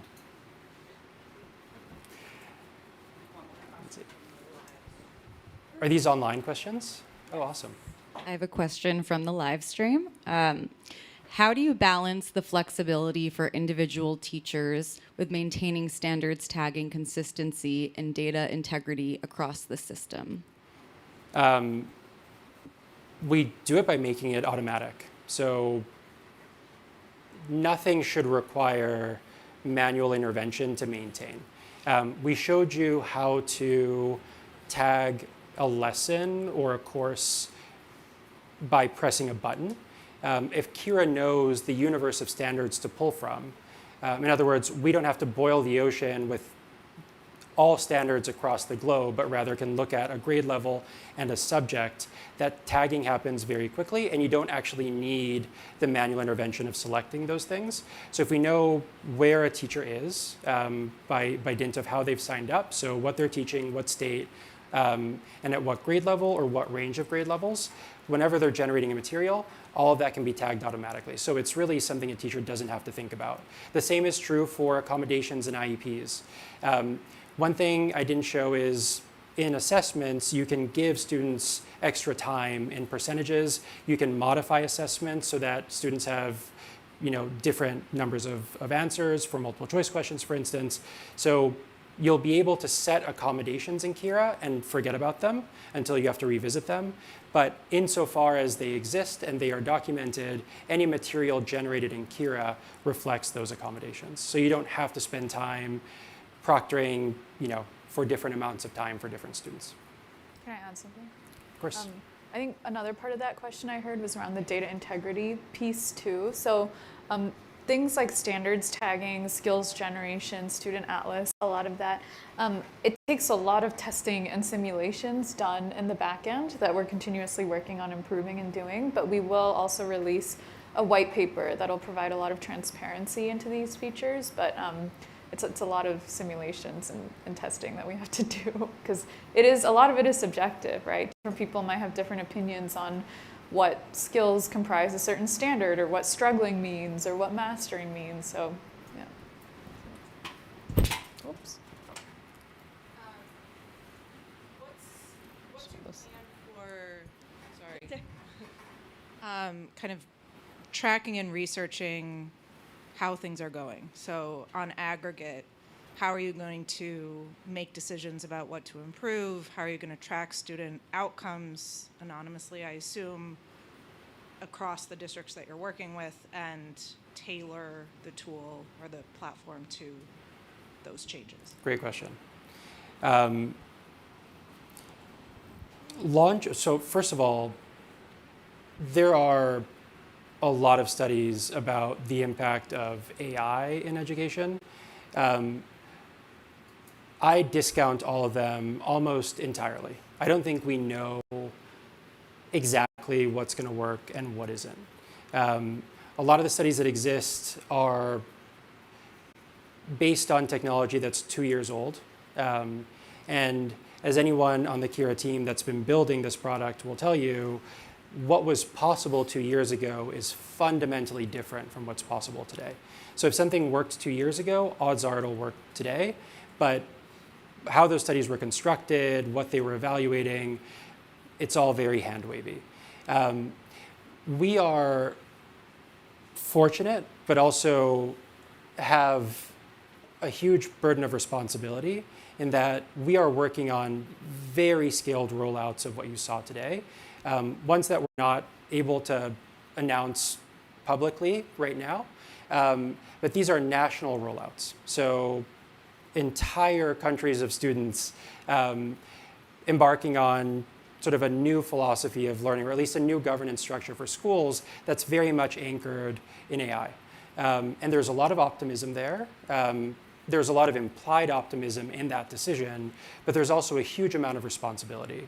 And so measuring things in real time using our own tools, but also measuring things through a third party that is looking at things in a structured way and can give us an evaluation and give the leaders of those changes in evaluation over time that everyone feels confident in is critical. So we are setting up longitudinal studies in all of those places, run by large international organizations outside of the US, as well as organizations here in the US stateside. We can't really afford to wait an entire year to know whether something worked. I think the reality of education is that it's incredibly high stakes, but it's treated as a very low stakes industry. I think decisions are made sometimes very lightly until it's too late. And so we've been very deliberate in terms of who we work with and the scale at which we work, and making sure that those are very deep partnerships. A lot of us spend more time traveling than we do here in this office with customers, in schools, really seeing the minutia, but also looking at the data to make sure that what we think is happening or what we want to happen is what's happening. But that's daily tooling. And as Jagati was saying, there's a lot of research on our end, understanding models, understanding how models perform, understanding where they underperform, tweaking algorithms so that we're getting to the right judgments, and making sure that nothing we're doing isn't undoable. The only thing that's undoable is the passage of time, and the way to combat that is to move quickly and have deep insight. We have one more great question from the live stream that we'll share with everyone. So what are the measures to protect personal data when integrating Kira into courses or into your daily work as an educator? Yeah, great question. We're careful with integrations. I think the desire to say, everything is integrated and everything works together is really the desire that's been nourished by this sector and this industry. We have not jumped into building all of those integrations super quickly because, again, they're built on API endpoints that are very legacy. If you're working with software that's 20, 30 years old, a lot of those are very legacy systems. A lot of them are systems that have already been compromised. So we build those integrations slowly and carefully, and we usually do it in conjunction with a customer that really wants those integrations to exist, but not before we have conversations about the actual necessity of those integrations and the ability of the customer at scale to ensure that the thing we are integrating into is being managed properly on their end. In terms of how we use LLMs, for instance, any data that's passed to an LLM is anonymized. So you don't know that the skill Jane is working on is the skill Jane is working on. You know that skill exists. You know how it exists relative to other skills, but you don't know that it's Jane's skill. You don't know where Jane is based. You don't know anything about Jane beyond what skills she's working on and how she's struggling. Which is somewhat of a paradox, right? Like we are creating a system that is highly personalized, where the ability to intervene, the ability to support students in the ways we've been describing requires deep insight into what the student knows and what the student doesn't know, but without betraying the confidentiality and privacy of that data. And that requires a lot of work. It requires a lot of effort on our part in terms of deciding what systems to use, what LLMs to use, monitoring our own partners, et cetera. We're also fully compliant with CAPA. Of course, yeah. Standard. The sad reality of privacy requirements is that it's all words. If you have the right words, you end up complying. The hard work is building systems that actually reflect the spirit of those words. And that's where we put a lot of time and effort. So, any other questions? Brandon, you and I have been talking a lot over the past several months. You represent a district that is a public school district. It's a large public school district. You have led a lot of system change. Would you be willing to share a little bit about what you think all of this enables for you all? Yeah, well, first of all, I mean, I've been in education for 19 years. So I was a teacher for 7. I had the first one-to-one classroom in Oklahoma, right? And grew that in that space. We were the second K-12 to adopt a learning management system like Canvas in the K-12 space. So we've always been kind of at that forefront of trying to know that the way that we do education has lots of holes, and it's a very hard job. And so everything that we've tried to do is try to empower teachers to be successful with the tasks that it is, right? And I truly believe that it's rocket science. To do the job really well, it's rocket science. We've complicated it so much.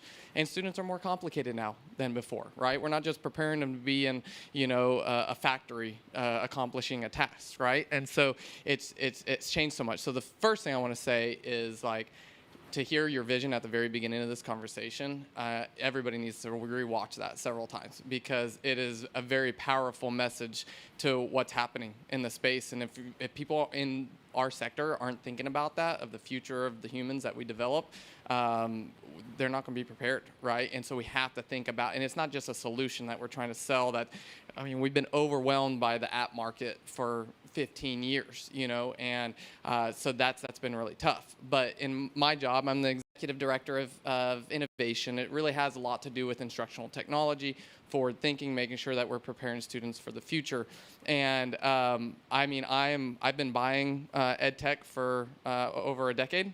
And I'm pretty worn out of it. I'll just tell you that. I mean, I'll just tell you, I got off the phone with Kara early on, and you know, it's hard to get past the sales, right? It's hard to get past what's going on. And after spending some time with Andrea, it's very different. I have never had a conversation with a ed tech leader that is pedagogically sound, and that is focused on learning as deeply and understands the science of learning as this team, and you can see it in the product. And so for me, it's transformational. Like, my job is to do this, and for me to spend time here, I mean, our district's 20,000 students, big task. I run multiple teams to make sure that we're staying successful with what we do. But I'm truly a believer, and I think by watching what you're seeing today, we need to start looking at this. And guys, it's hitting multiple angles, because in reality, how many? I mean, I know for sure we have 72 instructional softwares we pay for in our district, right? I think that, you know, I see a vision where this is pretty much takes over all of them. I see in the short term, within a year and a half, it takes over a good handful of them, right? And we're working at, I think, 7 different angles through our collaboration on how Kira could impact what we do for teaching and learning in our district, and really simplifying that rocket science, and really bringing, my big hope in this whole AI development is that we bring humanity back to instruction, right? We put more onus on the interactions of the human and the student, because the real, like, teaching and learning is a human effort, right? We have to teach kids how to learn, right? And it's more powerful now because it's easy to learn now with AI. If you truly want to learn, it's more powerful than ever. But if you don't want to learn, that's really easy now too. So with these tools, we have to teach kids how to learn this material, how to take that onus and empower teachers to do a really hard job. And we've talked about data-driven instruction for a long time, but it's made it even a deeper rocket science. And I really feel like this takes us there. And so we're looking at, we're going to launch some things in August that is a smaller scale cycle of learning that uses this. I think one thing that I want to have deep conversations with Kara is, we talk a lot about online, you know, service here, right? Students with tools giving data, teachers using the online tool even deeper. There's a big part of that where now we have to talk about what is the offline interaction. How does this support offline learning? Because if you've been in the space, we know that screen time's a big issue. Like, that's a byproduct of, like, I wasn't even considering that 5 years ago. But now we know that kids go home and spend there's a lot of research on this. We need to limit that, right? And so we're looking at a model where Kira plays a really important part, but it's not the entire hour. It's a segment of the hour that helps train the teacher, helps give activities through a lot of the iterations that we have. And one of the powerful things that he talked about really in the future is giving the tool your personality as a district. What is important to you? What are your essential standards? What are you trying to accomplish when it comes to instructional practice? And we're big on collaborative work, right? We want kids to all be engaged in a classroom, and I want the tool to help teachers to build those spaces, right? To make that happen in our instruction. And so I definitely see it as a partner. I see it as a piece to make us be more human in our instruction and bring the power of humanity back to what teaching and learning is, when EdTech has taken over our space for the last 2 decades. I don't know if I answered your question. That was wonderful. Thank you. Thanks, Brendan.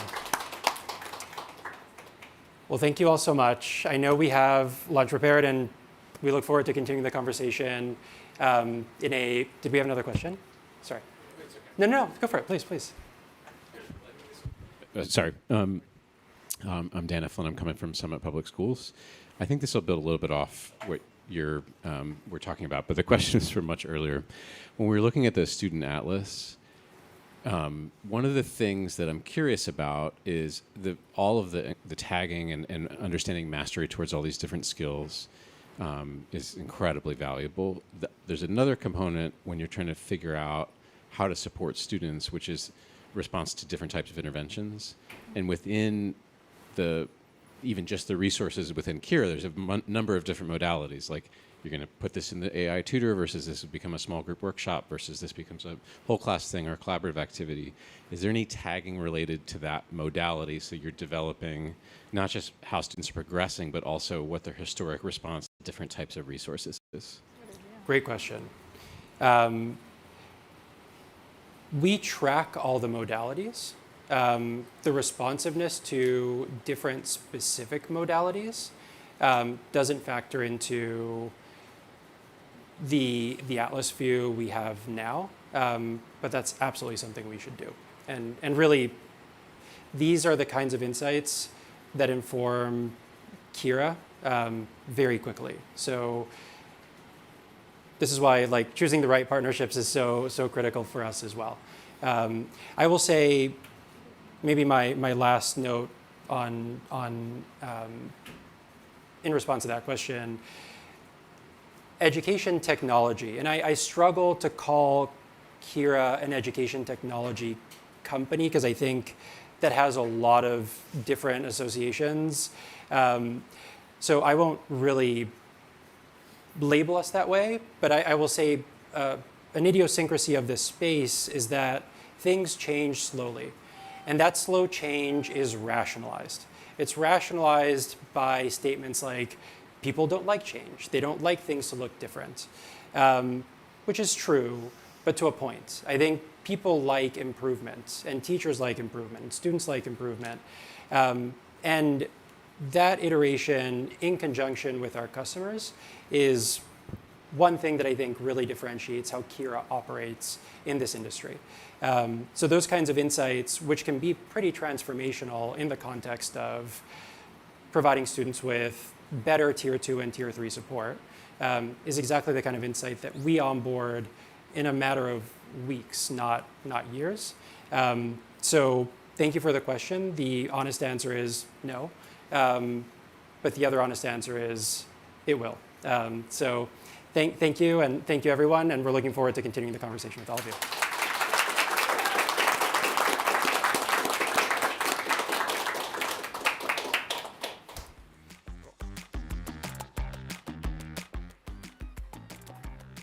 Thanks everyone for coming. We have lunch downstairs on 19. Feel free to hang out for as long as you like. Our team will be around floating, so would love to chat with all of you. Thank you.